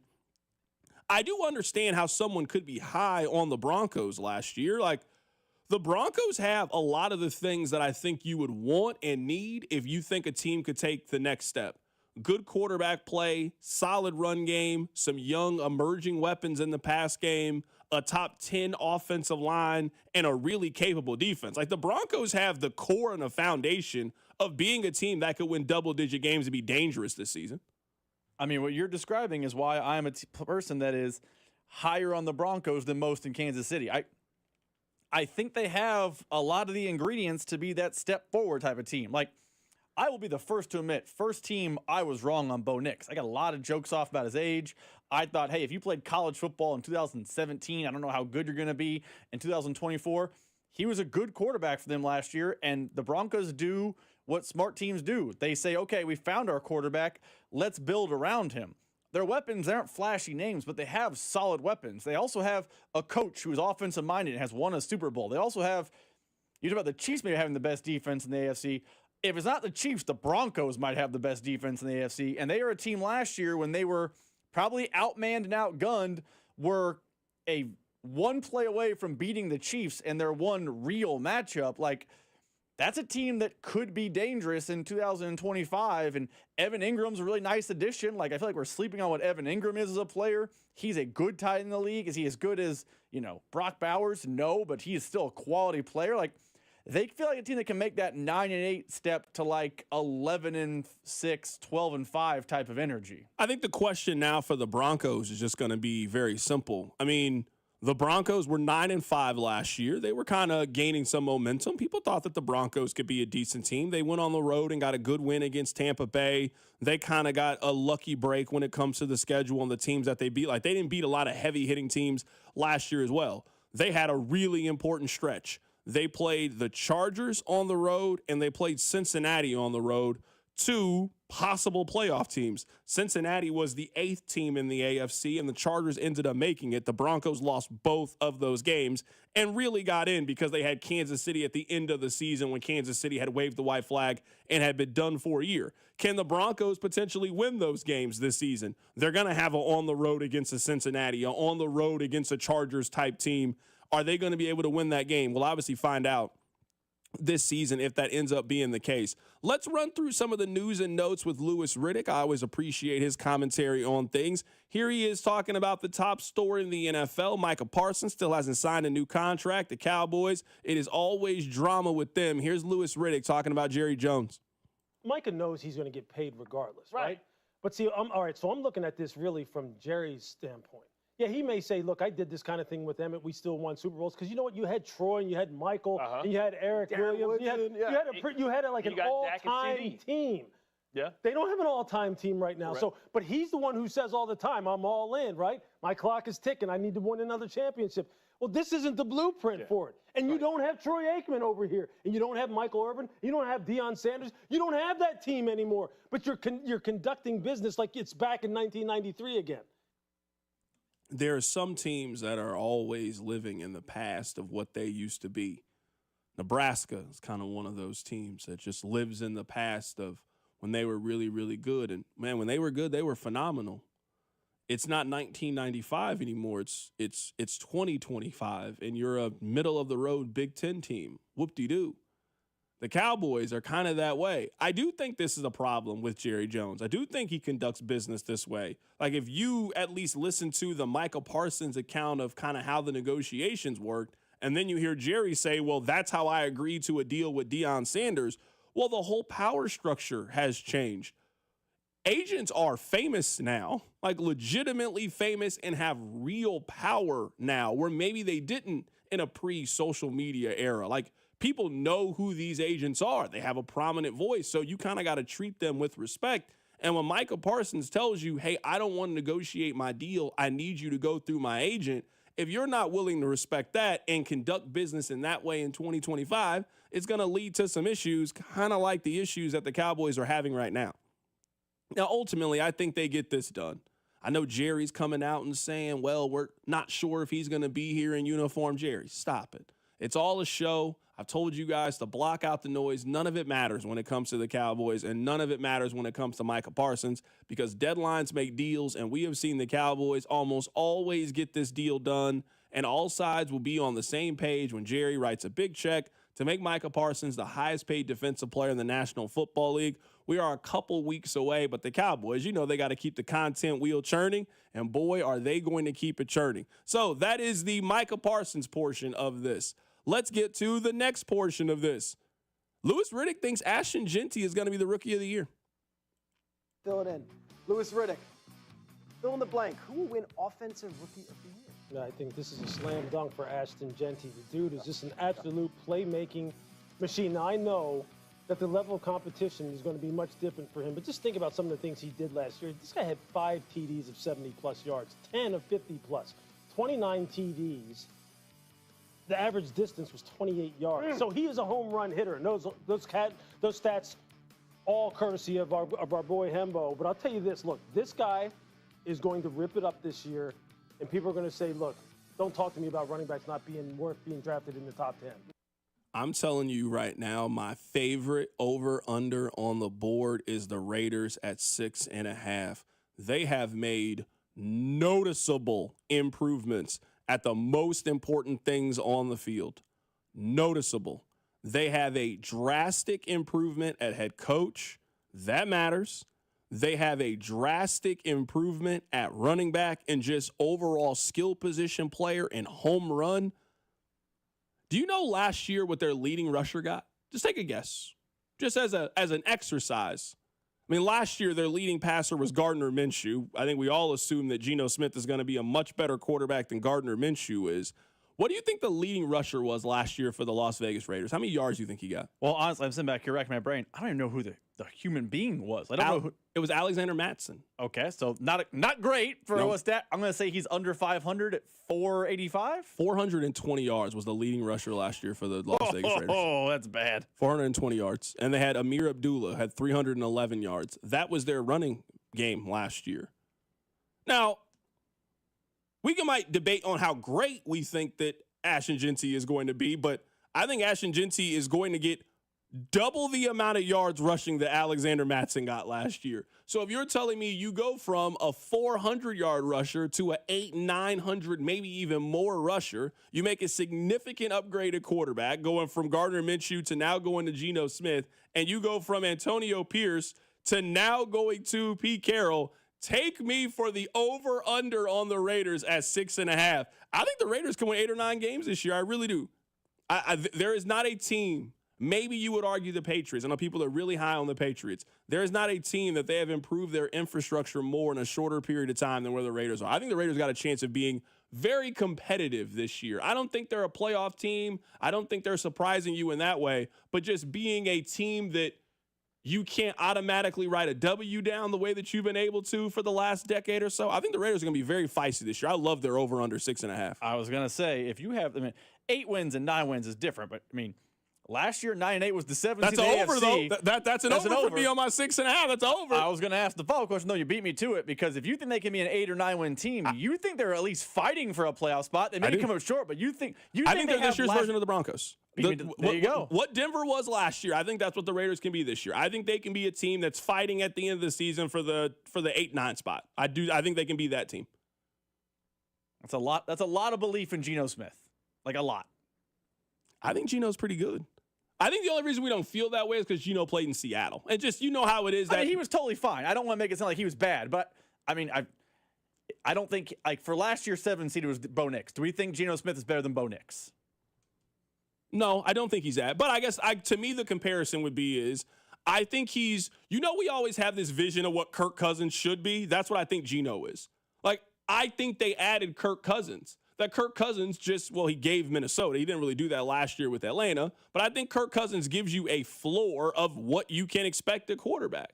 So if you're telling me that the Raiders added a quarterback that I think is going to throw for 26 touchdown passes and 13 interceptions, that's not a team that wins 4 games if that's the case. That's a team that's pretty competitive throughout the course of the season. That's what I think the Raiders would be. I think they'll be a pretty competitive team. I think that Jincy does have a chance to win Rookie of the Year. I mean, they'll probably give it to a quarterback. They kind of always do. And I think they just got a chance of just being a competitive, just a team you don't want to play. That's what I think they can be this season. Last thing I want to play from Louis Riddick. Here he is talking about Shedeur Sanders, who is getting the start this weekend against the Carolina Panthers. You can't have pre-snap penalties. You can't turn the football over. You can't play off schedule on a consistent basis where it looks like you don't know what you're looking at, and meaning that you haven't been locked in, even though you haven't gotten the reps that you need in order to play at a real high level. Because I'll tell you what, look, Bart knows this. We were talking about it off camera. I know this. When you are a guy who was maybe starting out number 3, number 4 in the depth chart, really, it's about this. Are you willing to do the work and do the preparation when you don't know when the payoff's going to come? Correct. That's really the true definition of resilience. When nobody's watching. Okay, when no one thinks that you're going to do the work because you don't know when the payoff's going to come, are you still putting in the time? This kid is wired to put in the time. And now it's his time to shine, which means show him that you've been in the book. And number 2, I always said this to myself in preseason in the NFL. Give them 1 or 2 dramatic snaps where they sit there and go, in that staff meeting after the game, number 12's got to get more reps. Number 12's got to move up the depth chart. Because did you see that? The uncoached look, the unscouted look to where he makes the right play and makes the dramatic play. Because he's done it. He's done it in his career. He just needs to do it at this level now. That was Louis Riddick talking about Shedeur Sanders, who was getting the start for the Browns. So I saw the Browns make an announcement that they are only going to play 2 quarterbacks in their next preseason game. So you would assume that Shedeur is going to get a pretty extended look and a pretty extended opportunity to showcase what he can do and how he looks coming up this weekend against the Carolina Panthers. I mean, this was my message to Shedeur from the entire draft process. I mean, obviously, you want to be drafted as high as you can. You want to put yourself in that situation. You want to be as high up in the depth chart as it matters. But the beautiful thing about sports to me is eventually everybody has to prove it. It doesn't matter if you're the number 1 overall pick. It doesn't matter if you're the last pick in the draft. Eventually, you get the opportunity to showcase your talent, your ability, and the best, not all the time, but the best usually wins out. The Browns right now, they don't have a quarterback. I always thought that Shedeur, it might have ended up being a roundabout way, but he at least got drafted to a team that gives you a clear opportunity to showcase your ability. That might not have been the case if you had been drafted by some other teams. Like if you had been drafted in Pittsburgh, you for sure would have been the backup quarterback this year. And I still think they maybe draft over you. Maybe you get drafted by the Giants. That was a possibility, but we saw that they went in a different direction. I mean, you didn't get drafted by Kansas City. I mean, there's no hope in Kansas City of you being the starter. You're hoping for an injury to get a chance to get on the field. You don't got to hope for an injury to get on the field. If Shedeur plays really well this weekend and balls out, he's got a chance to be named the week 1 starter of the team. So it didn't matter where you got drafted. Hey, you went out there and you won the job and you competed. So that's all that the focus needs to be for Shedeur. We'll all find out. He was the most polarizing prospect last year in the NFL draft for a lot of different reasons. But now we're at the point I'm really excited and curious to see if the guy can play or not. Let's see. It's been a lot of talking on both sides, whether you think he can or whether you think he can't. Hey, preseason football, it's time to go out and show and prove. It wasn't that long ago. I remember that the Seattle Seahawks spent a lot of money to go get Matt Flynn, and it was at Arrowhead. A lot of you were probably at that game. It was at Arrowhead. And remember, Russell Wilson went out there and played really well. And I think that if you were there at Arrowhead and you saw it, I think it was pretty clear. Hey, Russell Wilson's a starting quarterback in the National Football League. We obviously know how that story turned out. They named him the starter, and they ended up having great success with him at the helm in Seattle. I'm not saying that Shedeur is Russell Wilson. I'm just saying is answer all of those questions on the field through your play, how you conduct yourself, and how you showcase, and then we'll see what happens. So To me, Shedeur is the story of the weekend. Like, I want to see what he does. I want to see how he performs. I want to see if the kid can actually play or not at this level. And this is where I'm going to sound like a skeptic. I agree with what Louis Riddick said. You can't have bad penalties. You can't look like you weren't studying the playbook. You can't have dumb turnovers. You can't be a laughing stock if you're Shedeur Sanders, because then I think your opportunity is squandered. I don't know he can win the job this weekend, though. Like, I don't know he can. I think he can lose it. Like we talk all the time about with the Royals, the cross-sport compare. You can't make the playoffs in April, but you can fail to make the playoffs in April. That's how I feel about Shedeur in the preseason. I don't think you're winning the job this weekend. I don't think you're going to do anything where Kevin Stefanski's going to come out and say, guys, we found our quarterback. No more Gabriel. No more Pickett. No more Joe Flacco. No more competition. We found the guy. That's not happening no matter how he plays. But I think if on Monday he's the laughing stock of the league, he can lose the job. So I think this weekend what he needs to do is exactly what Louis Riddick said in the cut. Stay in the fight. Don't be bad. Don't be historic bad. Don't be a laughing stock. And you are still in a quarterback competition. But I don't know he can win the job this weekend. The same way Russell Wilson, like for their Arrowhead comparison, he was so good he had already won the job. I don't know if Shedeur can do that. Yeah, I mean, I think the saying, I guess, the best ability is availability. And right now, I think their plan is for Joe Flacco to be the starting quarterback. I think that's a plan for them this year. Or maybe it's not you potentially winning the job right now, but I think most people, certainly I assume this, I can't speak for everybody, I guess, I think they're changing quarterbacks at some point this season. I want to be at the top of the mind of when that change happens. Does anybody think that Joe Flacco's making 17 starts this season? Because this is how I guess things go. I'm guessing that the Browns are the Browns, and I'm guessing that Joe Flacco is Joe Flacco, and he throws a lot of interceptions and makes a lot of mistakes because that's what he's done these last handful of years. So the Browns are 2-6. They're 2-7. It's time for them to get a spark on offense, and they're probably going to one of the young guys. Hey, the guy who played really well in preseason and showcased it against the ones, he's not a bad suggestion of who can potentially go out there, so I'm with you. You can definitely hurt yourself if you're Shedeur and you go out there and you play poorly. And the noise is going to be really loud if you play poorly. See, we told you, he's not good. You guys should have never drafted him. I mean, there's pressure going into this. But, man, if he goes out there and plays well and looks like he can handle the moment and looks like he can kind of move some things for that offense, I don't know how it doesn't make you kind of question things you're not going anywhere if Joe Flacco is your starting quarterback. Like, you got to know this if you are the Browns. And I also think that some of the fan noise is going to get loud if one of the young – same thing if Gabriel had made the start. If Gabriel was making the start this weekend and he went out there and was balling out, there would be a loud contingency of Browns fans, and rightly so. Hey, why are we starting the 39-year-old quarterback who we don't think is going to be here next year over one of the young quarterbacks that we just got drafted? I think that's what Shedeur is up against this weekend. I think your point about the Browns starting multiple quarterbacks this year is correct. I don't think that number is 2. I think that number is 3+. I think Pickett definitely gets starts. I think Joe Flacco likely gets starts. And then it becomes, is it Gabriel or Shedeur? And by the way, I think the Browns are doing this without announcing they're doing this. The Browns are going to play 3-4 quarterbacks this year in the hopes of getting Garrett Nussmeier, in hopes of getting Arch Manning. And they are in the Lenora Sellers conversation. So maybe for Shedeur, and he can't think this way, he's got to think, if I show out here, maybe I can get an opportunity to get traded to another team next year. Because I think the Browns, by having a battle of a late-round quarterback, a third-round quarterback, a 47-year-old quarterback, and an already failed twice quarterback, are announcing a white flag without announcing a white flag. So I think he's playing for next year, this preseason, as much as he is this season. Text line 913-586-7965. We're going through some NFL news and notes. We'll get back to the NFL here coming up in a bit. We'll also talk about the Royals coming up in the 4 o'clock hour. Rob, did you see the news that Hulu and Disney Plus, they are going to merge into one app? So they're not going to have a separate app for Hulu and Disney Plus. They are going to come together, and there's only going to be one app.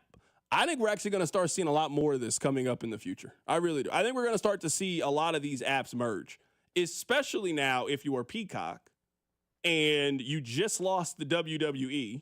So, that was a big driving point for them is you had all of the pay-per-views. So if you wanted to watch WrestleMania, if you wanted to watch the Royal Rumble, like I know some of you laugh at wrestling. We can't deny that wrestling is really, really popular and people watch wrestling on television. outside of the English Premier League, do you have anything else if you're Peacock? Big Ten football. It's a good point. They got the Big Ten. That's a good point. The NFL. Like, I know it's on NBC traditional television, but if you are a streamer only, like let's say you are someone that we and you both have YouTube TV. If you are not a YouTube TV person and you want to watch the NFL, Peacock's your place. I think now what we're seeing with this ESPN news today, and I think this kind of folds in with the Hulu thing, I think the streamers are going to be fighting for who's second. Because it's going to go, I think ESPN, Disney Plus, that isn't bundle. our answer Hulu? I mean, unless you count that as part of the Disney Plus sphere, the ecosystem that is Disney Plus, because as it works right now, and maybe this is changing, if you have Disney Plus, you have ESPN. Like it's all under one umbrella. So if Hulu, Disney Plus, and ESPN are all joined at the hip, who rises to number 2? What content pushes you? Yeah, I mean, I'm guessing then in that context, if we're saying Netflix is the number 1, and I'm assuming that they are just based on subscribers, I mean, I would probably have to say Prime Video. You have to throw them in that conversation. They have a massive deal with the NFL. They have just made a massive deal with the NBA. I think they're going to be heavy in the conversation with baseball as baseball is trying to figure out its contract issues. And we know Amazon's got all the money in the world to be able to throw out there and throw around. So I think that's kind of the answer. I think this is actually in the best interest of all of us, is that Hulu and Disney just merge into one app. Why do you need both of these apps? Can't their content overlap? It seems like that's what they're going to do. I'm very interested to see what happens with Peacock, because I feel like one of their big pushes was the WWE. And we're also looking at the UFC contracts are now coming up. Are they going to Netflix? I mean, WWF has a deal with Netflix. Are they going to stay with ESPN? I think now the next question is what's going to happen with UFC and what are they going to do with all of their big pay-per-views and all their big events. Coming up at the top of the hour, we'll get back to baseball. Let's keep talking football. Keep it right here. It's The Drive. The Drive with Carrington Harrison on your new home for Royals baseball. 96.5 The Fan. Brought to you by DM Injury Law. Have you or a loved one been in a car wreck? Contact DM Injury Law today and get the money you deserve. Car wreck? Remember, Mike's got this.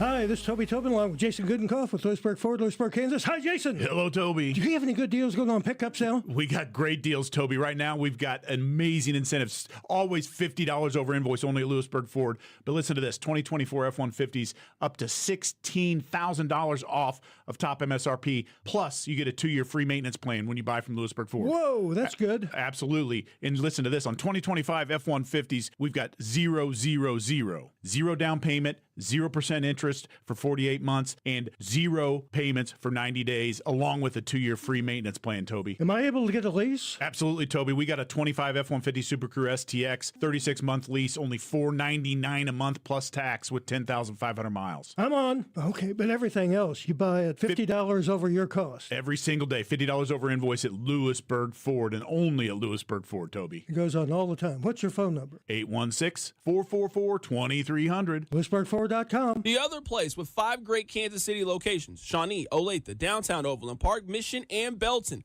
Stop by this summer and enjoy their beautiful patios, all while listening to some live music at most locations Thursday through Saturdays. And on game day, they have enough big screens that you'll never miss a minute of the action, all while enjoying some great food and beer specials. So make the other place your summer headquarters. The other place, Shawnee, Olathe, downtown Overland Park, Mission, and Belton. Check out theotherplace.com.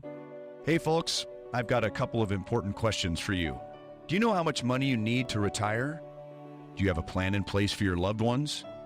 If your answer is no, it's time to get your financial planning on track with UMB Private Wealth. It's never too late to start. Plus, their team supports you at every step of the planning process. Go to umb.com/private wealth to schedule your appointment. That's umb.com/private wealth. Why not start today? The last 3 days of the summer sale is happening now at Peter's Clothiers. Save from 20 to 50% off all suits, sports coats, and sportswear. Save big with sizes to fit every man.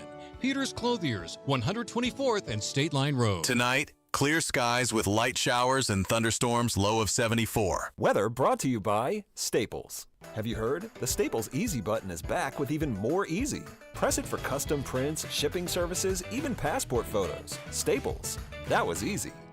Flooded bathroom? AC on the fritz? When things go wrong, you need reliable service fast. Call Hamilton Plumbing, Heating, AC, and Rooter and take $50 off any HVAC, plumbing, or electrical repair over $200. The pros at Hamilton are ready 7 days a week to fix the problem. Over 40 years experience, more than 8,000 five-star reviews, plus our exceptional service guarantee means you can trust Hamilton to bring comfort and calm back to your home. Visit callhamilton.com for details, terms, and conditions. License number 2025-11121.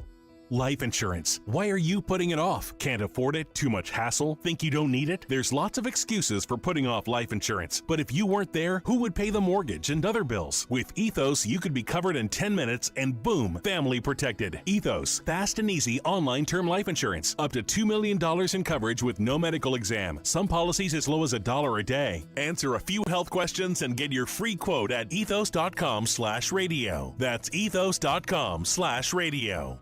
Wesley Financial Group is not a law firm, and Chuck McDowell definitely not an attorney. This is Chuck. If someone talked you into buying something really silly and you want to get out of that silly little thing, my advice, get the facts. Call me and I'll send you our timeshare exit kit absolutely free. Inside, you'll learn how timeshare works and all your options for cancellation. Call Wesley now for your free timeshare exit information kit. 800-311-9595. That's 800-311-9595. This is the story of the one.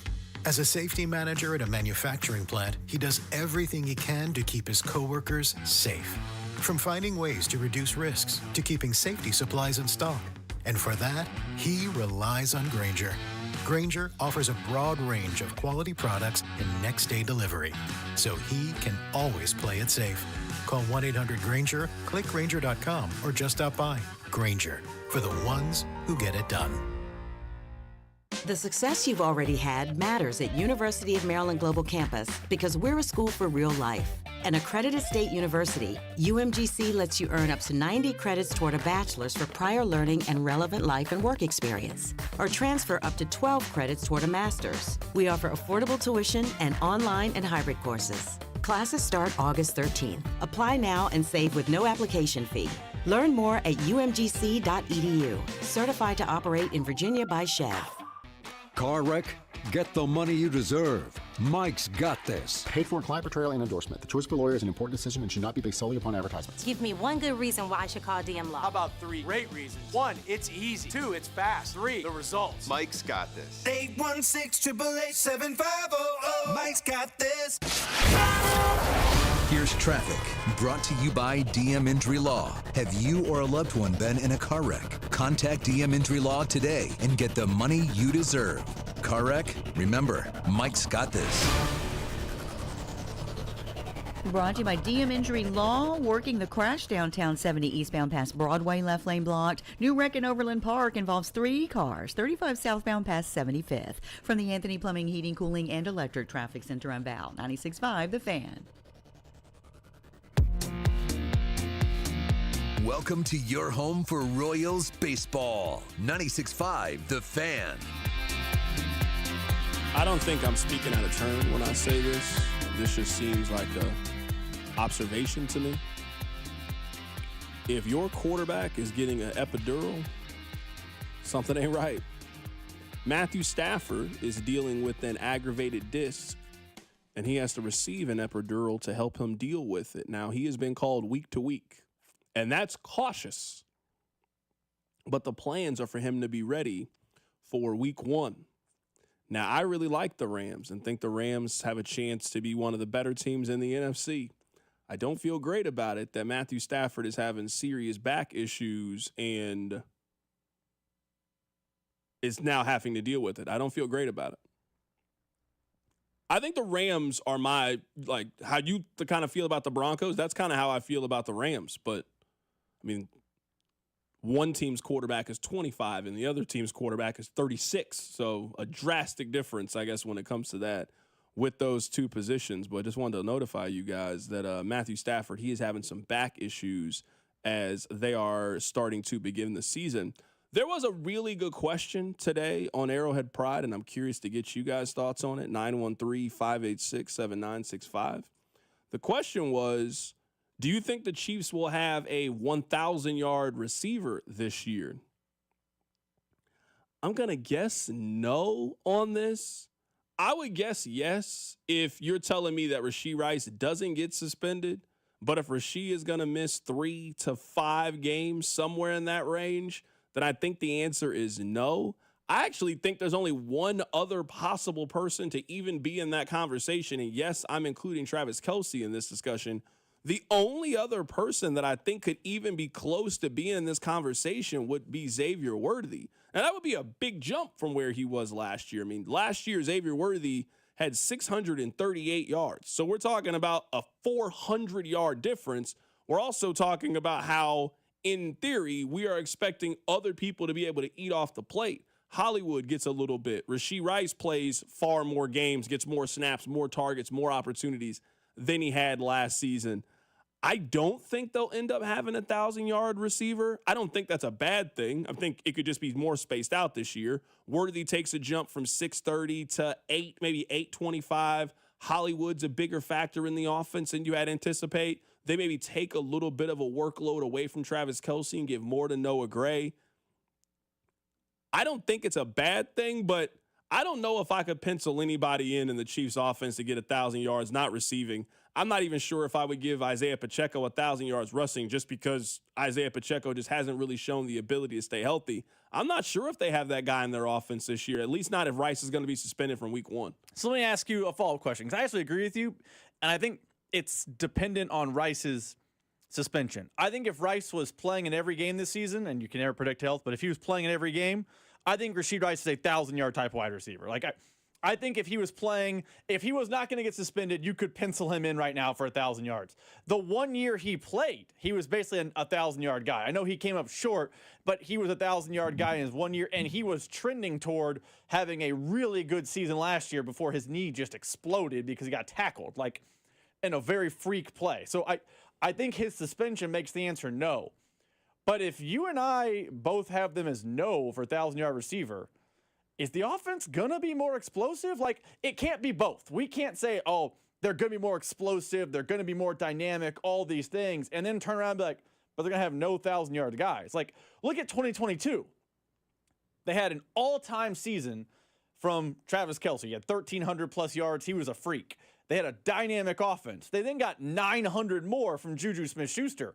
If we don't think they're going to have any 1,000-yard guys, are they even going to get that back to that level of dynamicism? And if they're not, can we stop saying? Like, I don't think it can be both. Yeah, this is where I think that we're just really fixated on a round number, and I certainly get it, right? Like, it all makes sense. So last year, the Chiefs only had 2 guys that had over 500 yards receiving. What if this year they end up having 4 guys that had over 600 yards receiving? Like, I think that's a realistic possibility. So let's say that Rashee Rice plays in, let's give him 12 games, a nice round number.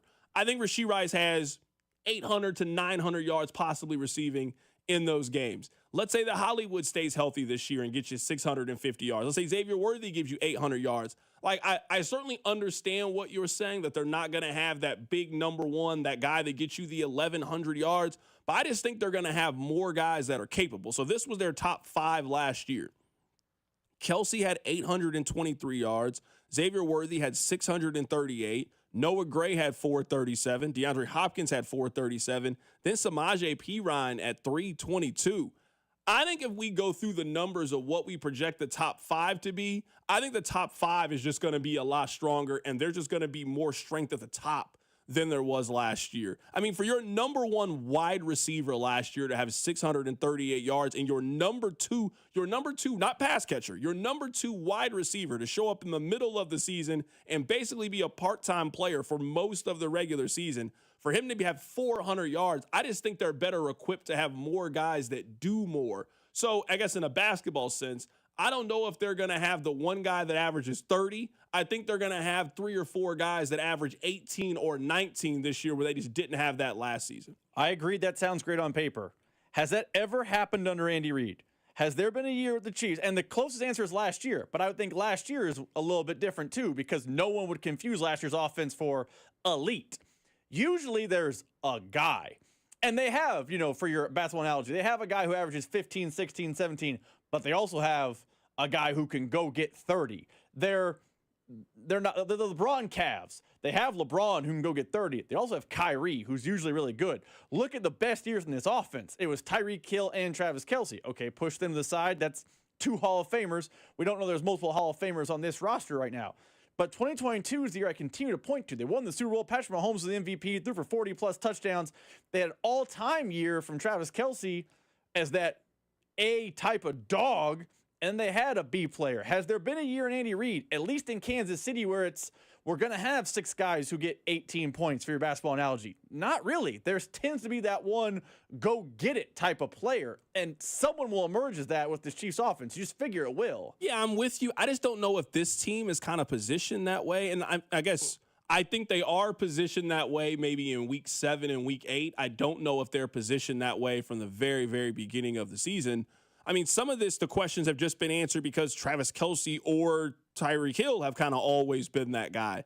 Now that they don't, I think they are kind of looking for that individual. And again, I think they have that person on their team. I think Rashee Rice is the guy that can have 1,100 yards. I just don't know if you get 1,100 yards if you get suspended for the first 5 games of the season. I just don't think that's how your season progresses.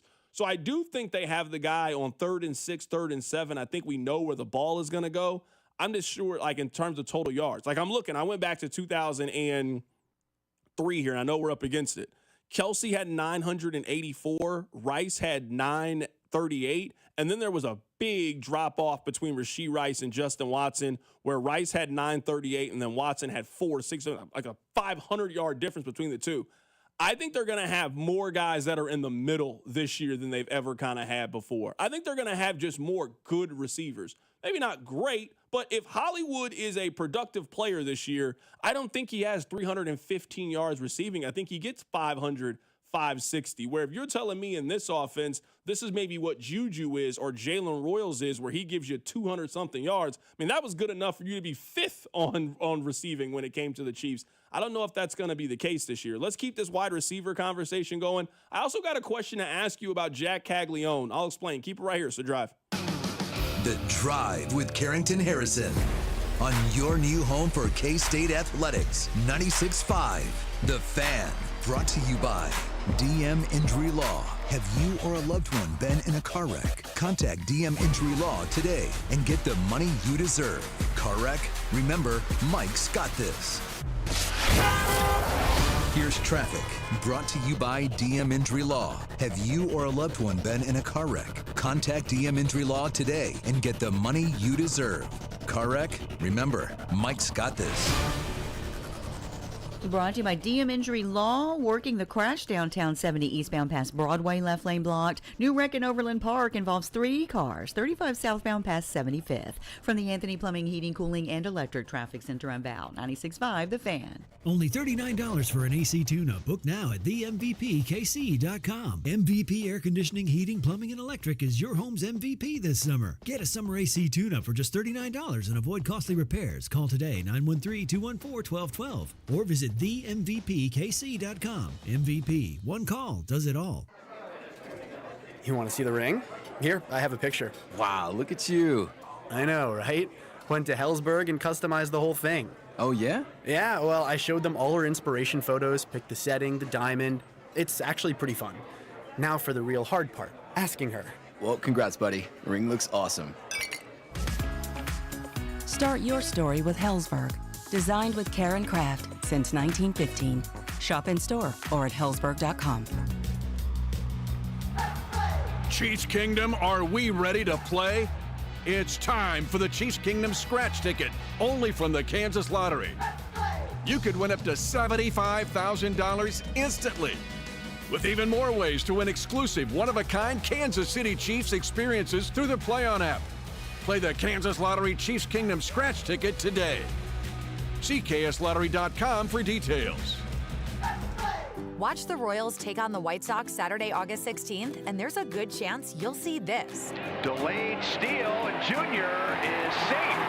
Bobby Witt has to steal bags. But when you come to the K on Teacher's Night, you won't have to swipe a bag to get one. With your Teacher's Night theme ticket, you can carry your school supplies in a versatile Royals tote bag, presented by Quick Trip. Perfect for our dedicated teachers and the people who love them. So don't miss your chance to see your favorite players and salute your favorite educators. Tickets at royals.com/teachers. Ring the bell. We've done it again. Golden Oak Lending has lowered rates to 4.875 fixed. Lower your monthly payment, get cash out, pay off credit cards, and best of all, make no mortgage payments for 2 months. Lock in this incredible 4.875 rate and get your cash in as little as 14 days. Call 913-890-GOLD. Golden Oak Lending cured my blues.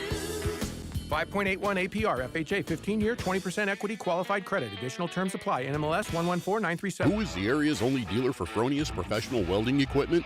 Metal by the Foot, located in KC and Topeka. Online at metalbythefoot.com. When you need a piece of metal, remember, metal doesn't have to cost an arm or a leg, just the foot.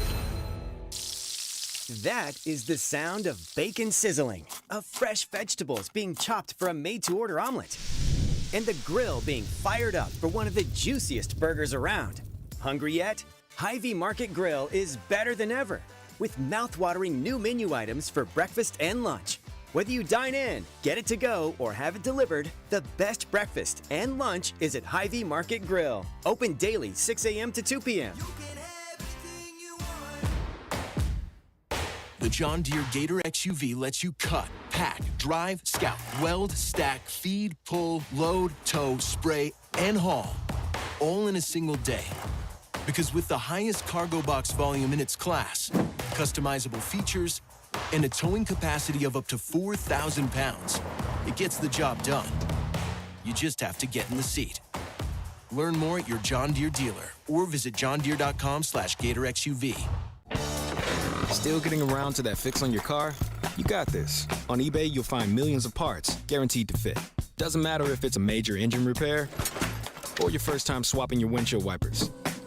eBay has that part you need, ready to click perfectly into place for changes big and small. Loud or quiet, find all the parts you need at prices you'll love, guaranteed to fit every time. But you already know that. eBay, things, people, love. Eligible items only. Exclusions apply.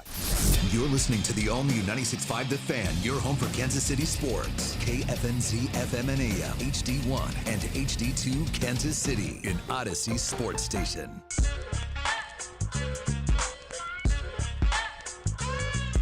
All right, two teams kind of came to mind. Rob, I'm curious if maybe this would be the comparison. So I tried to look at two teams that I think would fit what we're talking about. So there was a question that was posed on Arrowhead Pride. Do you think the Chiefs would have a 1,000-yard receiver this year? My gut reaction to this is no, largely because of the injury due to Rashee Rice. And I think that's a pretty big jump for Xavier Worthy. Like, we're talking about him going from being a 630-yard wide receiver to now being a 1,000-yard receiver. Like, that's just a big jump. I think he goes from 630 to like 850, maybe 900. I don't know if he takes the jump to 1,000 yards, especially if other guys are healthy. So Hollywood kind of cuts into that. And obviously when Rashee Rice is healthy, that cuts into his share as well. Now, maybe this would be the comparison, but I also think these numbers are a little bit high. So last year, Geno Smith threw for 4,300 yards last season, which seems like a fair number for Mahomes. Jackson Smith and Jibba had 1,100 yards receiving. DK Metcalf had 992. Tyler Lockett had 600. Noah Fant had 500. Maybe that's a comparison that you would want to make. Let me take a look at another team. I'm curious about the Ravens and kind of how their offense worked last year. I mean, Lamar was pretty good last year. He threw for 4,100 yards last year. Zay Flowers had a little over 1,000 yards. Rashad Bateman had 756. Mark Andrews had 673. Isaiah Likely had 477. Is that kind of what I think the best case scenario for the Chiefs looks like this season? Maybe that's a little bit high because you and I don't think that they're going to have a receiver get over 1,000 yards, but is it kind of like what Baltimore is offensively in their passing game, where you have one kind of clear number one? You got Bateman, who was an 800-yard guy. Andrews was a 700-yard guy. Likely was a 500-yard guy. Is that probably in line with what we're talking about with the Chiefs? I think that's what in line we're talking about. I guess for me, and I don't know if this makes me a skeptic or whatever, but like we talk about the offense getting more dynamic, and the Ravens offense was. One of the reasons the Ravens offense was so dynamic is they have an elite run game. They have the best running game in the NFL because their quarterback is part of it. If the Chiefs are going to have one guy be a 1,000-yard guy and the next guy be 800, then I think they kind of need to fall into what you get. They need to have a 700 falling after that and maybe a 500, similar to 2018, 2019. Like, if we look back at the 2019 Chiefs, they had a clear-cut number one, an elite number two, but then the other guys all got buoyed up. That's what I think the Chiefs need to be in 2025. More similar to 2019 when they won a Super Bowl. Like, I know we get our jokes off about Sammy Watkins and how he went to the retirement home. He was like a 500-yard type of receiver that year, and he was by no metric their top guy. He was their third, fourth option. That's kind of the analogy I would make, is try to get back to 2019 where maybe, yeah, the names aren't Tyreek Hill and Travis Kelce, but if you can have a near 1,000-yard couple of guys, then everyone slots in underneath with McCole Hardman having 600, another 500 from Sammy Watkins, 300 to 400 from Marcus Robinson. That's kind of what I think the goal should be for the 2025 Chiefs, is kind of mirror what the 2019 team did with different names. And that was also a year where you could argue Mahomes could have won MVP that season. Yeah, someone on the text line asked a good question. Tyreek had 593 yards in year one and then went to 1,100 yards in year two. Do you think there's a 0% chance that Worthy can make the leap after what we saw in the second half of the Super Bowl? I'm not here to take away from what Xavier Worthy did. He got all those yards in the fourth quarter in a game that was basically decided at that point.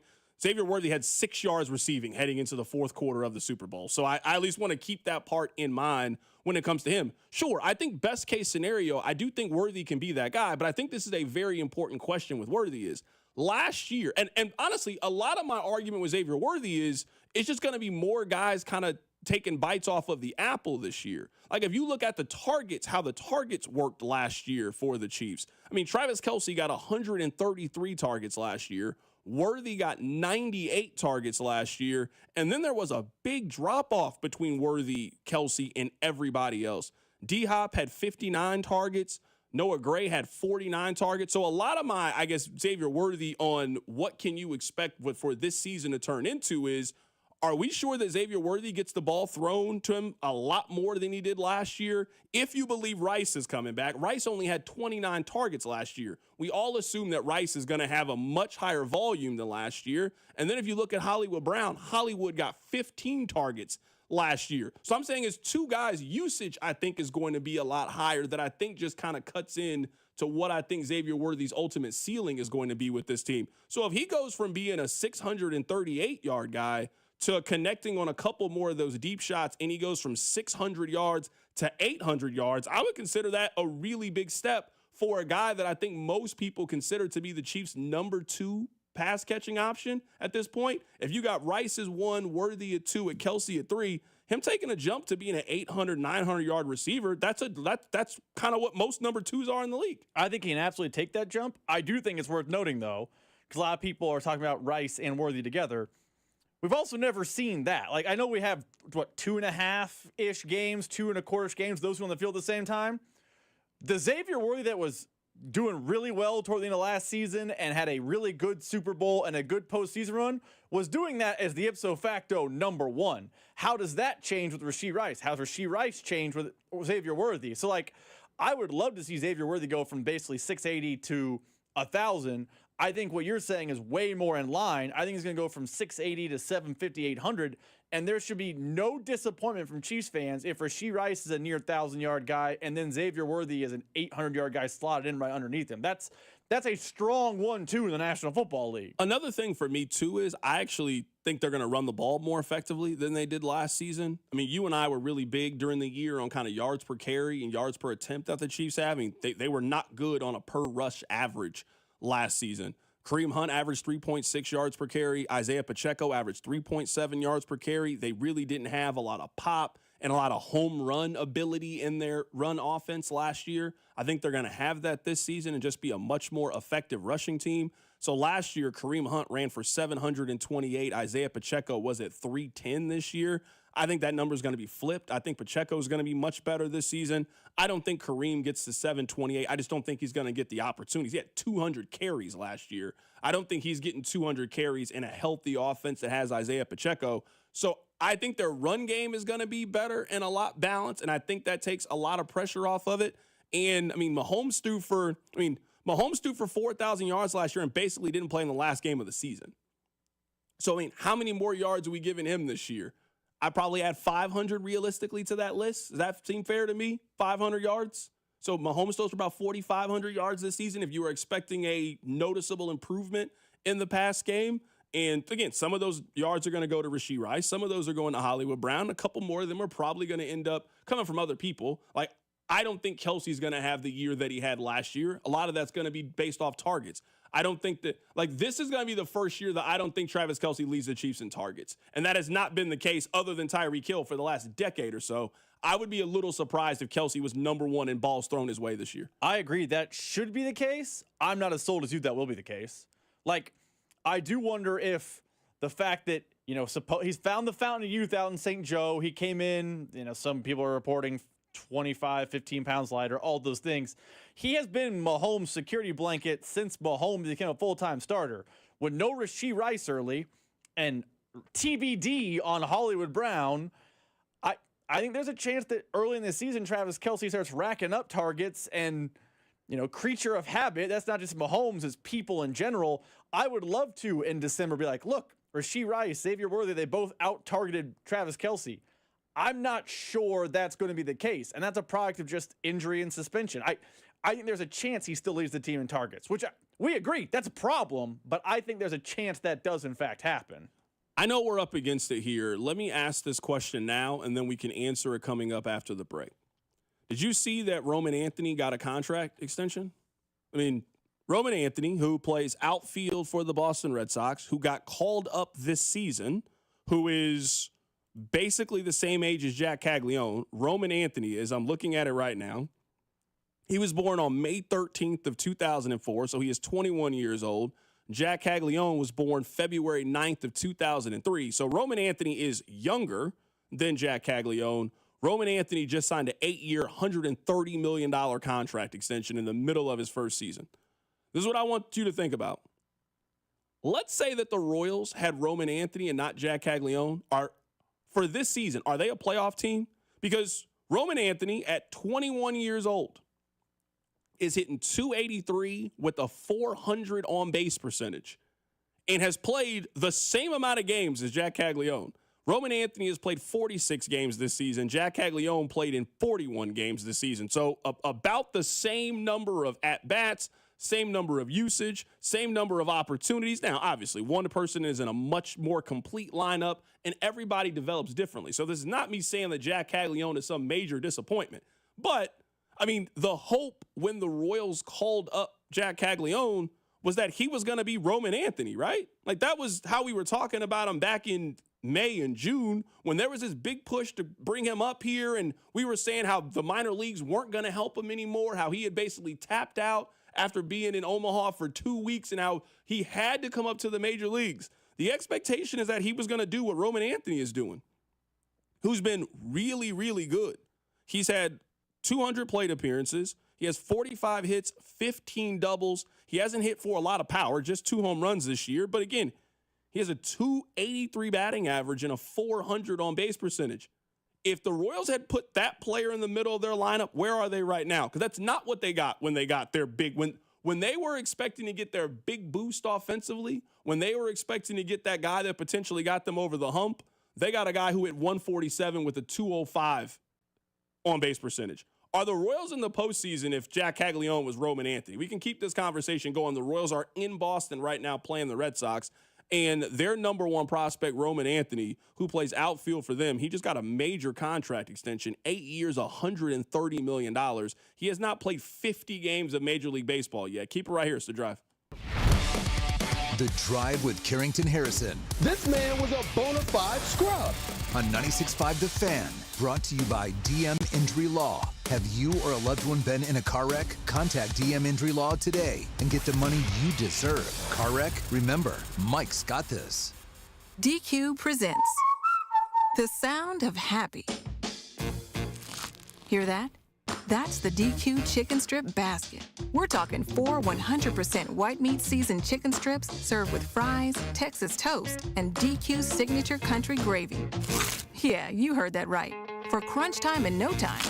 It can only be the DQ Chicken Strip Basket. Get it delivered in the DQ app. Happy tastes good. At participating locations. Transform your home with the power of KC. Powell Exteriors KC. Powell Exteriors KC will create the perfect custom deck or patio cover to keep you cool, comfortable, and loving life outside. Get your free estimate now, and you could be enjoying your new deck or patio in a matter of weeks. Siding, windows, roofing, they do it all. This time of year, it's all about decks, cover, and shade. Go to PowellExteriorsKC.com to schedule your free estimate today. It's the power of KC. Powell Exteriors KC, Kansas City's exterior experts. Do Crohn's disease or ulcerative colitis symptoms keep coming back? Tremfya guselkumab may help, with rapid remission achieved at 12 weeks and lasting clinical remission at 1 year. Some even saw visible improvement of their intestinal lining at 12 weeks and 1 year. Tremfya is a prescription medicine used to treat adults with moderately to severely active Crohn's disease and adults with moderately to severely active ulcerative colitis. Serious allergic reactions and increased risk of infections and liver problems may occur. Before treatment, your doctor should check you for infections and tuberculosis. Tell your doctor if you have an infection, flu-like symptoms, or if you need a vaccine. Healing is possible with Tremfya. Approximately 3 out of 10 patients were in endoscopic remission at 1 year, based on areas visualized on colonoscopy, which may not represent the deeper bowel layer or entire GI tract. Individual results may vary. Ask your doctor about Tremfya today. Call 1-800-526-7736 to learn more or visit tremfyaradio.com. The John Deere Gator XUV lets you cut, pack, drive, scout, weld, stack, feed, pull, load, tow, spray, and haul, all in a single day.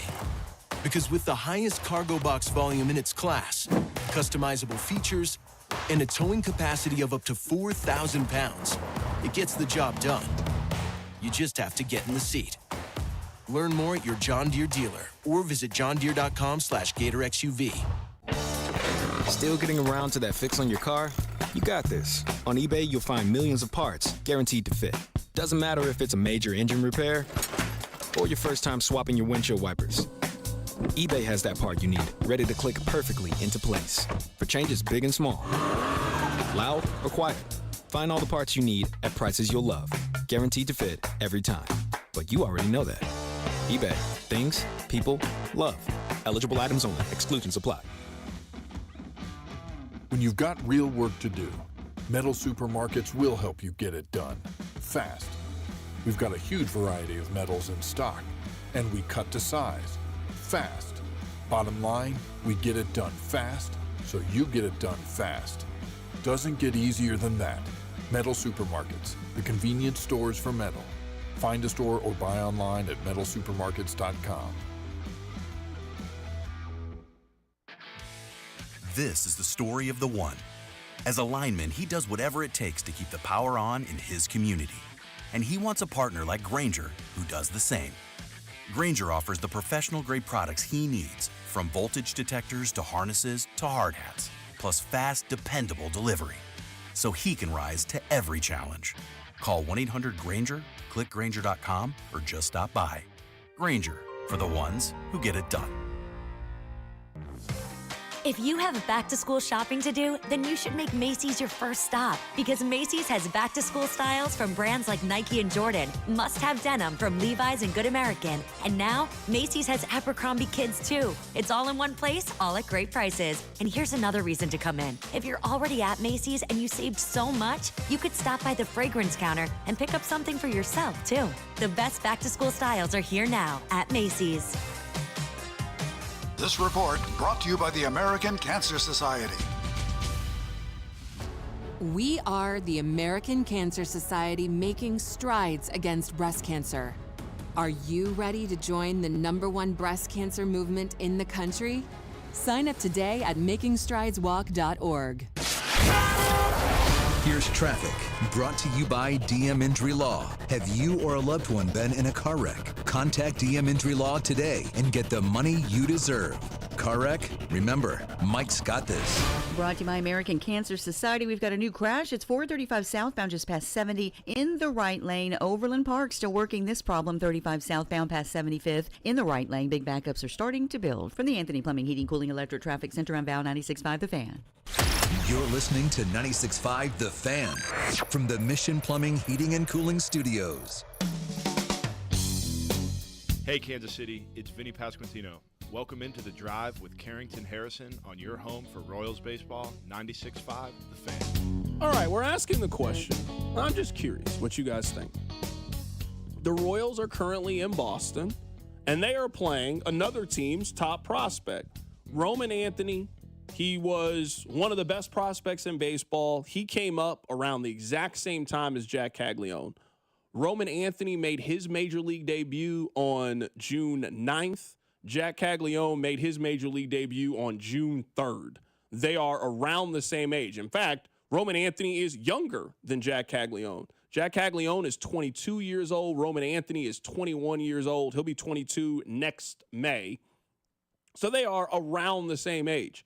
I bring it up because Roman Anthony just signed a contract extension earlier today. He signed a contract extension for 8 years, $130 million. Now, the Red Sox are one of the organizations that can do this. They can afford to take a gamble. And if your 21-year-old player has came up through the system as quickly as he is and is almost hitting 300 as we are almost in the middle of August, I think that's a pretty safe investment, and you likely will not lose on it. Taking a closer look, Rob, through the two guys' kind of game charts, their June is actually very, very similar between the two.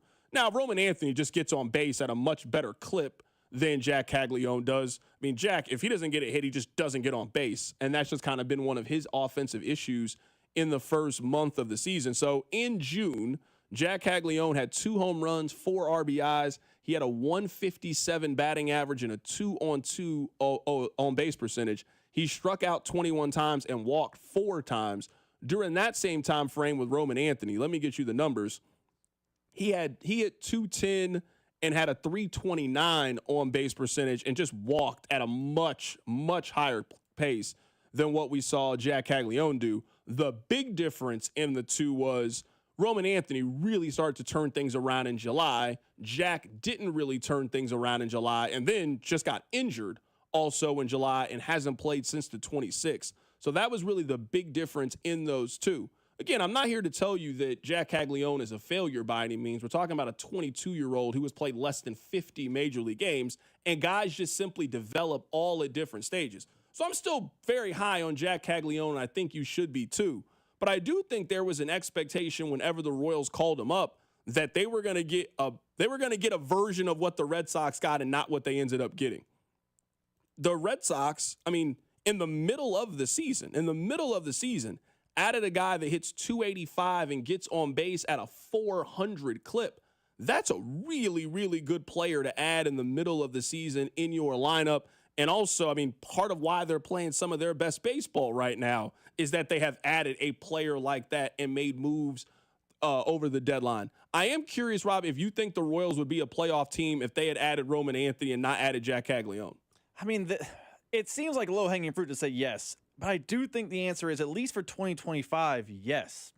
And it's not even just that Roman Anthony has been good, which he has been very, very good. Like, he is a Rookie of the Year legitimate Rookie of the Year candidate. Not a guy where you scroll down on FanDuel for a while. Legitimate Rookie of the Year candidate in Major League Baseball.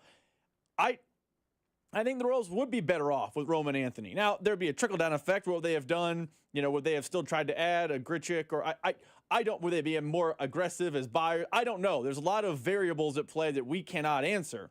But at least early, and early might be an understatement, it's 150 ABs into both their careers. It looks like Roman Anthony is one of those type of guys where Cags is hitting a little bit of a learning curve because it's still very early. But if the Royals had don't even say a name like Roman Anthony, if they had a rookie phenom come up in June and act like a phenom and act like a Soto or a Trout or an Anthony or that type of guy, I think they would be better off. And that's no disrespect to Jack. Maybe Jack was rushed up. Like, That was a conversation. I don't even think that's a maybe anymore. I think it's pretty obvious. I think that's an obvious answer that he is like. So I looked it up here just out of curiosity.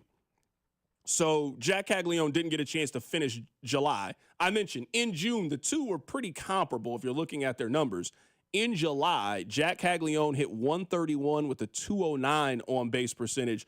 Roman Anthony really started to figure things out. Since July 1st, Roman Anthony is hitting 330 with a 445 on base percentage. He got really good in that second half. He struggled early on, as most young players do. I mean, his last 25 games or so, his last 30 games, he's been one of the best young players in baseball since then. So I certainly understand why the Red Sox are kind of looking at this. They also just have the capital to spend. That's never a contract that you're going to feel bad about. 8 years, $130 million with the top prospect. And the guy's basically shown you from day one that he can step into Major League Baseball and have success. Again, it's an early sample size. We're talking about a player who's played less than 60 games. But to hit 330 over basically a 30-game stretch the way that he has, they obviously felt good enough to give him this extension. It's not the exact version. It kind of feels very Bobby Witt-ish with the extension, because remember, the Royals were very early to get Bobby Witt done, the same way a lot of teams are. I don't know if the Royals would be extending him, but if Jack Caglione hit the ground running like Roman Anthony did, yes, to answer your question, the Royals would be better. I just don't know they're a playoff team. Like, I looked it up when you were talking about the stats. Roman Anthony is a 1.8 WAR player. So basically, let's just say 2. Let's round it up to 2. Will be nice. I don't know the Royals are 5, 6, 7 games better with Roman Anthony. Let's just say they're exactly what his WAR is. They're 2 games better. I still think they're very much in the thick of it, and maybe they are not adding Yastrzemski and Grichuk at the deadline, and maybe there's a thought that, he's going to hit another level in August and September, and watch out, we don't need a bat in the offseason. But Roman Anthony's a 2-WAR player. I think they're more in the hunt, but I don't know they are a lockdown, no doubt playoff team with Roman Anthony just based on his WAR. Let's get back to some of the top stories of the day in sports. We started the show today talking about a lot of the moves from ESPN. So if you missed it, ESPN and the NFL reached $1 billion agreement. The NFL is going to own roughly between 10 or 11% of ESPN. They are going to give a lot of their programming to ESPN. ESPN's going to kind of run and manage NFL Network. NFL is still going to maintain the rights for Red Zone, so that is still going to be 100% an NFL product. They're giving ESPN some of their games. They're allowing NFL Network to keep some of those games. Rob, I'm guessing that the NFL is going to sell those games that NFL Network produces, and I'm guessing they're going to sell them to either – I'm assuming they're going to sell them to a streamer. That's what I'm going to guess the plan is that Netflix will get an opportunity to get more games, or Amazon will get an opportunity to get more games. I think the NFL clearly told you that for the most part, we are out of the network business and we are just going to let ESPN handle it. Now, there's some other questions, like ESPN has rights to a sports book. So now the NFL technically has a stake in a sports book. I don't know if you can do that if you're a league. So what does that mean? There's certainly a lot of questions that need to be answered.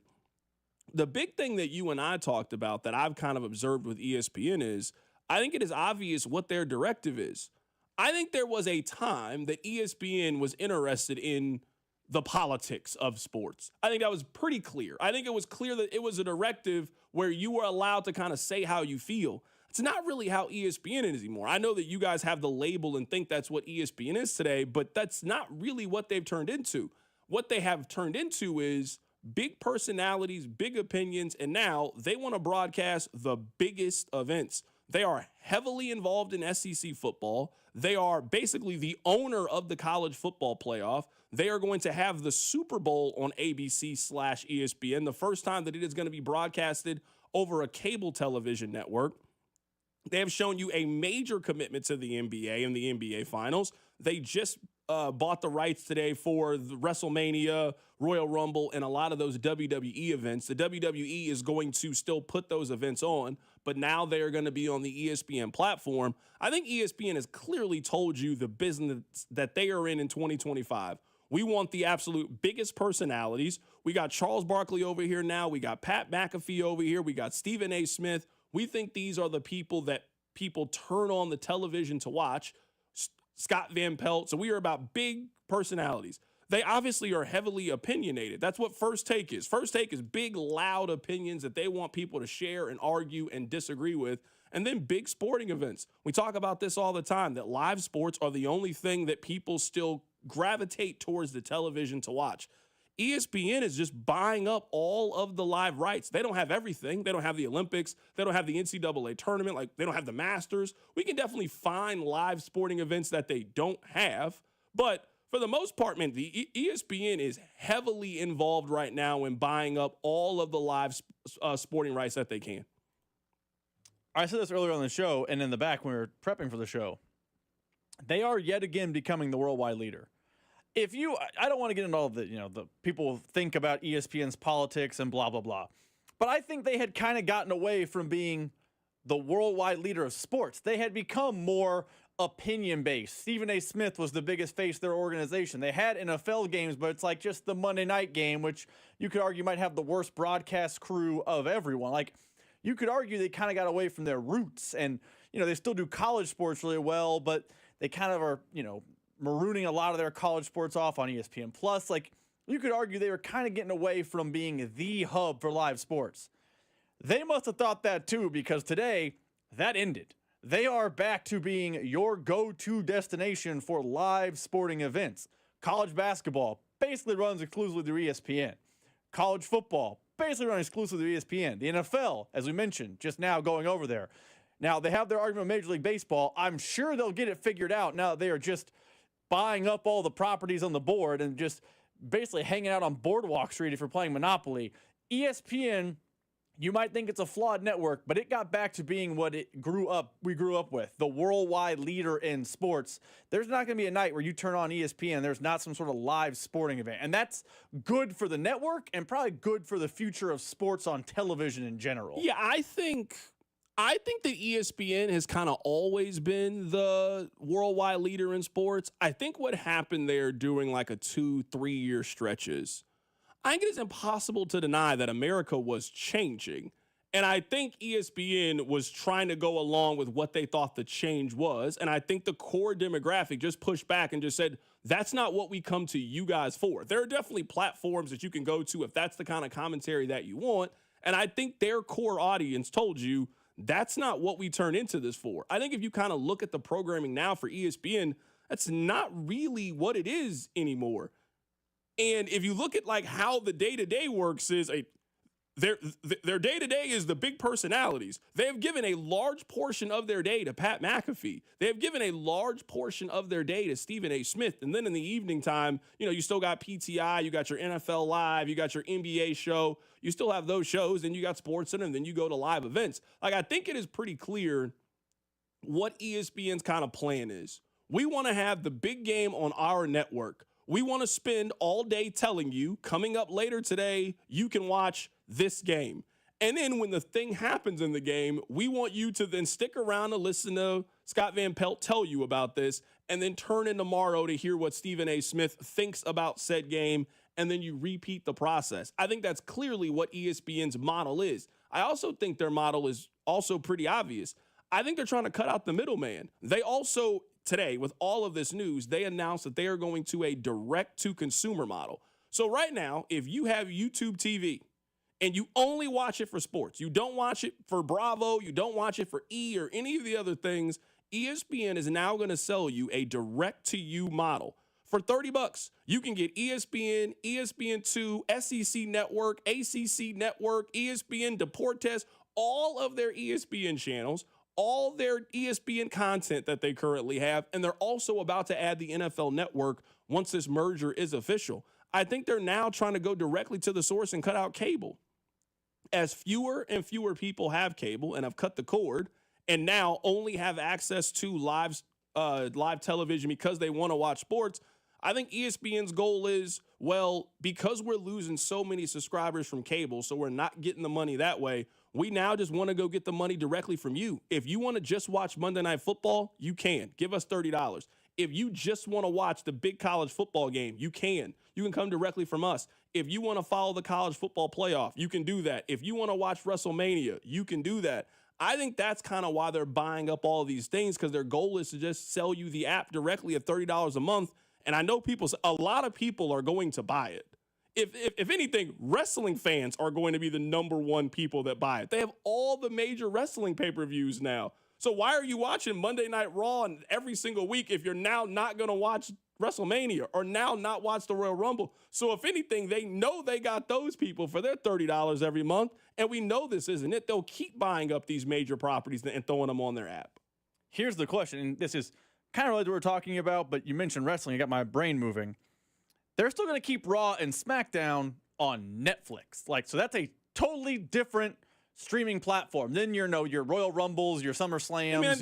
That's kind of like what it was right now. So Raw comes on Netflix, and then the other ones come on Peacock. Yeah. Do you think and I know that people don't like talking about WWE because it's entertainment, not sports. I don't mind talking about the WWE because y'all keep telling me that the Chiefs need to move over there for WrestleMania. So wrestling is obviously super important now. That's why I've been mentioning it more. If you're telling me that they need to open up to all these new activities other than the Super Bowl, that's the most realistic thing that you can get is WrestleMania.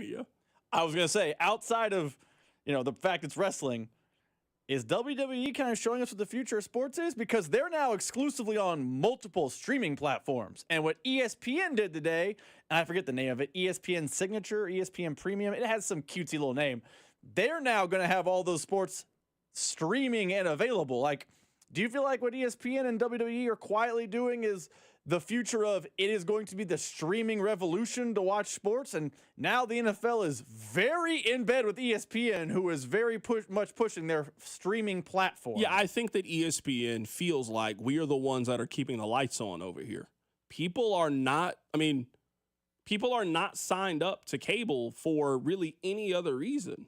You are signed up to cable to watch sports. Now, sure, people watch other things, but now all of those shows just come on other streaming networks.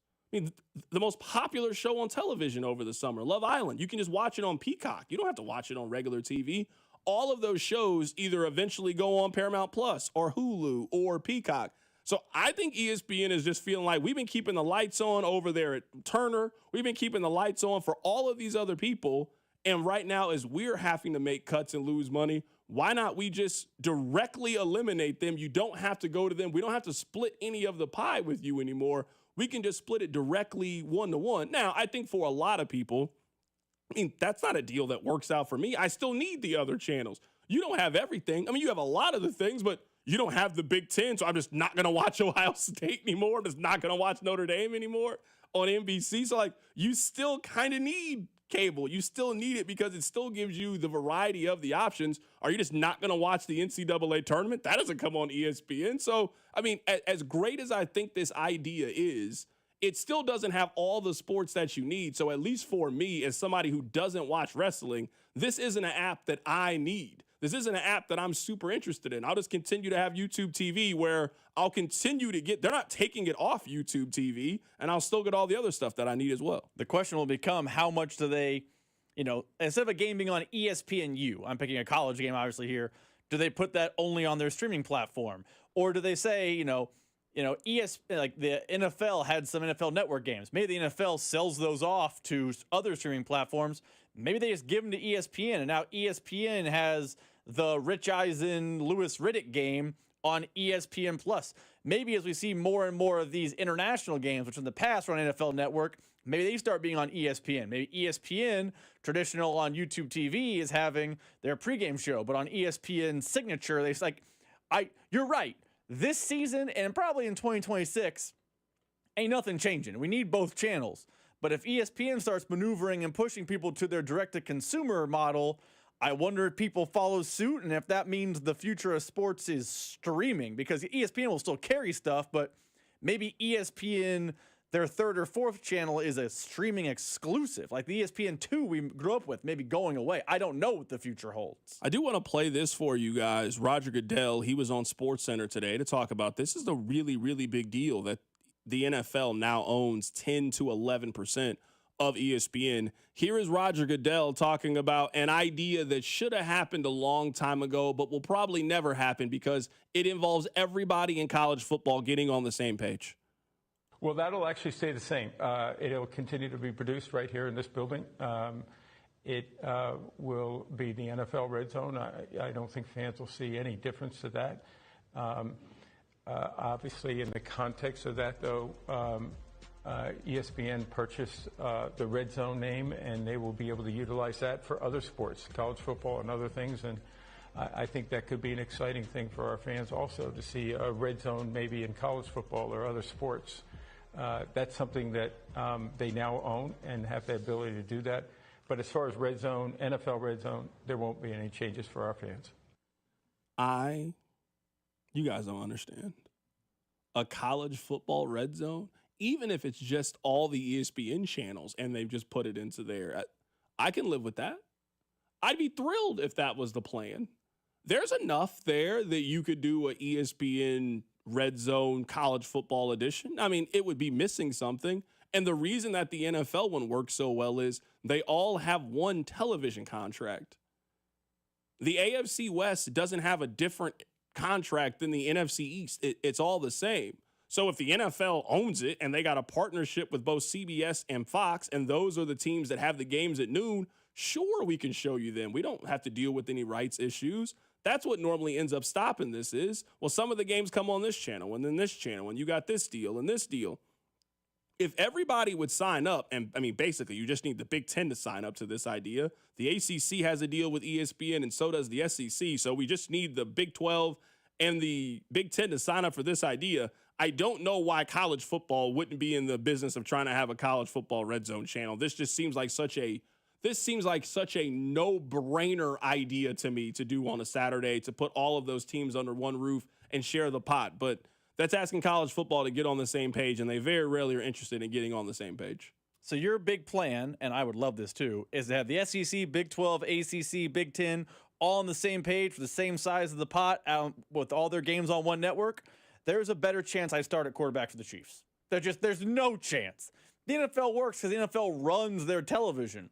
The SEC and the Big Ten, they're fighting about everything right now. You think those two are going to agree on television rights? No chance. You're going to get Notre Dame, who has been exclusively on one network, to agree on television rights for a Red Zone type channel. Hey, we're going to get the same cut as Cal? No chance. They're not going to do that at all. Okay, I mean, one can dream, can we? We can dream a little bit that this would be the future, because I'm all for it.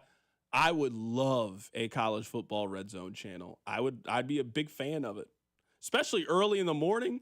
Like, if you get the big noon game on Fox and then ESPN has their own version, like, hey, we're not going to try to compete at 11 with Fox. We're going to just try to do our own thing and just beat you over the head with the Red Zone channel. I'd be all for that. Sign me up. Sign me up for that. But, I mean, we'll see what happens. They do own this. There's a lot of cool things they can do with this idea that I'm assuming will never go done. Coming up on the other side, we'll get to the hits. We are off early today because of the Royals. Keep it right here. It's The Drive.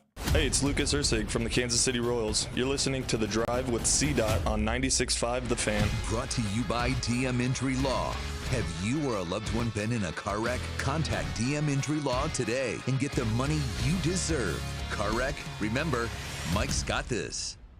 Summer is here, and that means longer days and warm nights, rooftop dinners, spontaneous getaways, vacation season, and romance is in the air. But if you're dealing with erectile dysfunction, all that excitement, it can feel like pressure and like you're missing out on something. Well, look, you're not alone. And more importantly, there's help that's out there, especially with my friends over at Heartland Men's Health. They specialize in ED treatments that work even when the pills and the herbals don't, with a success rate of over 90%.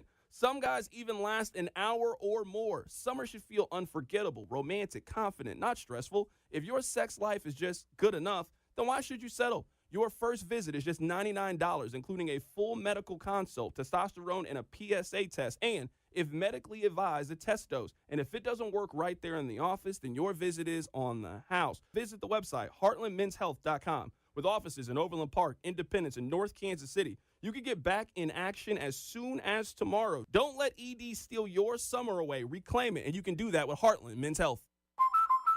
Hi, Drew and Jonathan Scott here. American Family Insurance can help protect your dream home for whatever comes next. You can live in your own oasis or your own clubhouse. Whatever you choose, get the right coverage. Save up to 23% by bundling home and auto. Life's better when you're under American Family's roof. Insure carefully, dream fearlessly. Get a quote and find an agent at amfam.com. Visit amfam.com to learn how discounts may apply to you. Products not available in every state. American Family Mutual Insurance Company, SI and its operating companies. 6000 American Parkway, Madison, Wisconsin. Don't let clogged drains slow you down. Call Hamilton Plumbing, Heating, AC, and Rooter today for our $79 mainline drain cleaning special. The pros at Hamilton will inspect your drains with video camera technology to pinpoint exactly what is needed to clear those clogs and help prevent expensive drain repairs. The expert technicians at Hamilton are ready 7 days a week to solve your problem the right way, the first time. Over 40 years experience and more than 8,000 five-star reviews ensures your peace of mind. Visit callhamilton.com for details, terms, and conditions. License number 2025-11121. Once active and adventurous, Stephanie was sidelined by joint pain. She was losing touch with what gave her real joy. I want to stay active, and if I don't do something now to feel better, that will keep me out hiking and running and doing all those activities, my health's going to suffer from it. I had the treatment at QC Kinetics. They're all natural regenerative treatments to use the restorative biologics from Stephanie's body. As the healing properties went to work, Stephanie realized something one day. I was like, wow, I don't feel any pain. I have no problem going up and down stairs. I have no problem going down mountains. Snowboarding felt good again. If you see Stephanie, give her a thumbs up.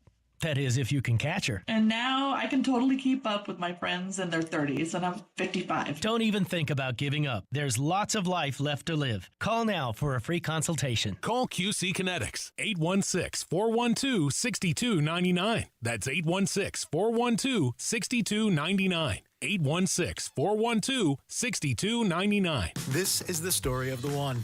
As a safety manager at a manufacturing plant, he does everything he can to keep his coworkers safe. From finding ways to reduce risks to keeping safety supplies in stock. And for that, he relies on Grainger. Grainger offers a broad range of quality products and next-day delivery, so he can always play it safe. Call 1-800-GRAINGER, click Grainger.com, or just stop by. Grainger, for the ones who get it done. Presenting Again Fling's love story. Dear love of my life, we were on the 12B bus this morning when I caught a whiff.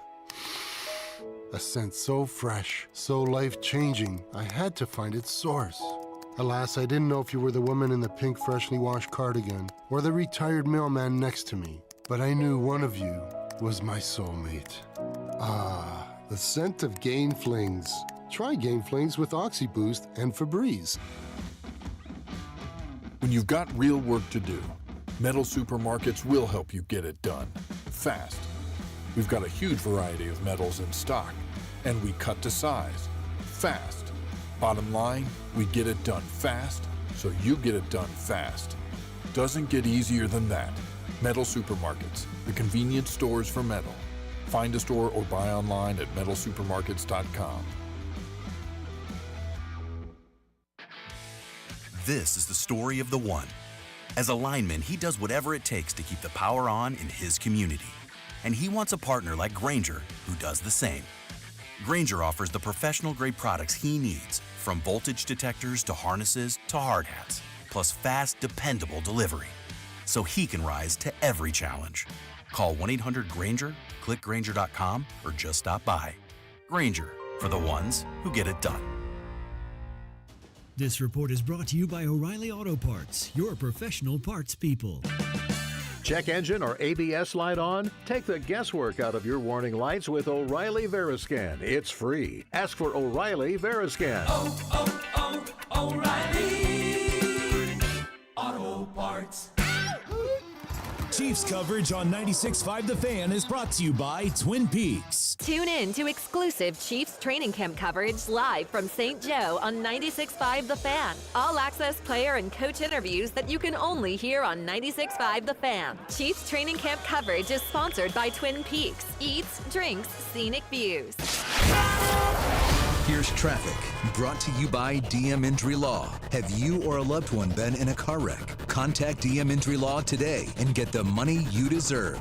Car wreck? Remember, Mike's got this. Brought to you by O'Reilly Auto Parts. Still working the wreck in Overland Park. It is 35 southbound just past 75th, blocking the two right lanes. Up north, that's a new crash. 29 southbound just past 435, blocking the right lane. From the Anthony Plumbing, Heating, Cooling, and Electric Traffic Center in Val, 96.5 The Fan. You're listening listening to The Drive with Carrington Harrison on 96.5 The Fan and the Odyssey app. All right, a couple things before we get out of here. Number one, somebody threw a toy again on a WNBA court. This is the third time in less than 10 days. I don't have a different question today than I had the last time that we discussed this. I want to go inside the mind of a person that walks into one of these stores, purchases something, takes that item to a WNBA game, and then throws it onto the court. I want an E60 report done on this person because I have a lot of questions and I'm curious, and it will never make sense to me why it's green. I'm not here to judge you and whatever you're into. I just want to know, why is it green? And what are you into? Again, documentary, questions. There's a lot of things that I want to know. That's number one. We were talking about the Broncos earlier today as well. Chris Sims of NBC Sports, he is picking the Broncos to win the AFC West. What are you going to do at number 2? I'm putting the Kansas City Chiefs number 2. Oh, I'm going to do it. Yeah. Because I'm like you. Listen, I was the guy on Football Night in America where Rodney and Dungy a few years ago, I was like, no, if you're going Chiefs versus the field, I'm going to take the Chiefs. I'm with you. I've been like that too. It's hard to go against it. I do feel like this is the year. It's just the division, how good it is. I think their schedule is about as brutal as I can remember seeing it. Chargers, Brazil, week 1, Eagles, week 2. Holy crap. It gets real. Baltimore, week 4, Lions, week 6. So I look at that. You're going to have the Rashee Rice suspension at some point there. And, yeah, can they climb the mountain one more time and do all that? No, I just feel like this is the year where the foot comes off the gas pedal a little bit. It's a little bit of a recalibration year for the Kansas City Chiefs and their football team. That's at least how I'm feeling right now, Mike. I want to be clear because I know how you guys are. I am not picking the Broncos to win the AFC West. I'm not.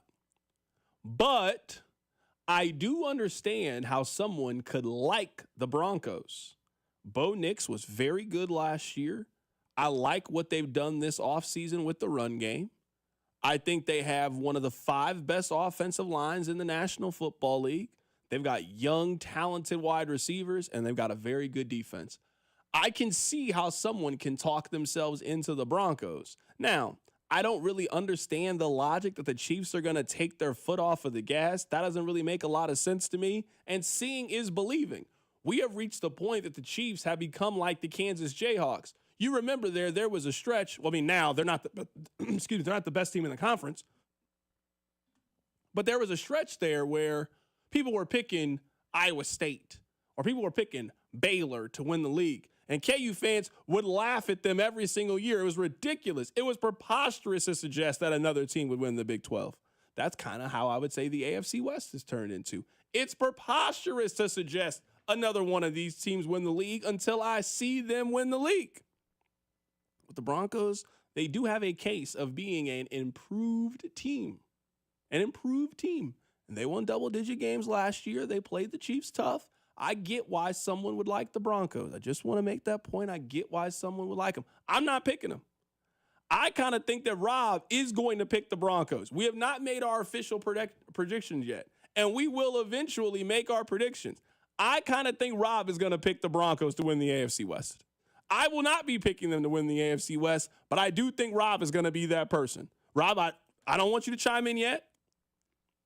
We will do this at some point. I just think you are going to convince yourself by the end of the month that you were taking the Broncos to win the division.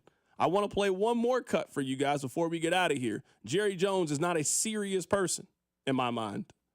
Great businessman. NFL Hall of Famer. The league would not be what it is without Jerry Jones. Now he's not confident that Micah Parsons is going to play for the Cowboys week 1. Okay. Again, your definition of urgent is not necessarily, I don't believe you gave a definition. I did. Okay. I just asked when does it get urgent. So I stay urgent. Okay. Okay. Any confidence that he will be on the field against Philadelphia? Again, no. Absolutely not.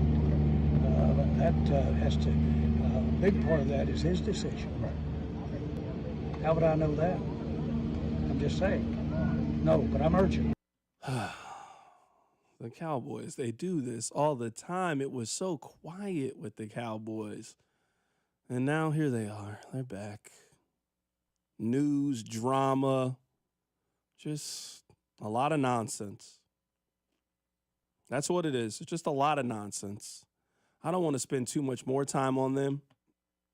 I just want you to know that the Cowboys, they're back on their usual nonsense is what they're back on. I only have one Royals thought today. I really do. I only have one Royals thought. I know we're up against it, Rob. Don't get swept.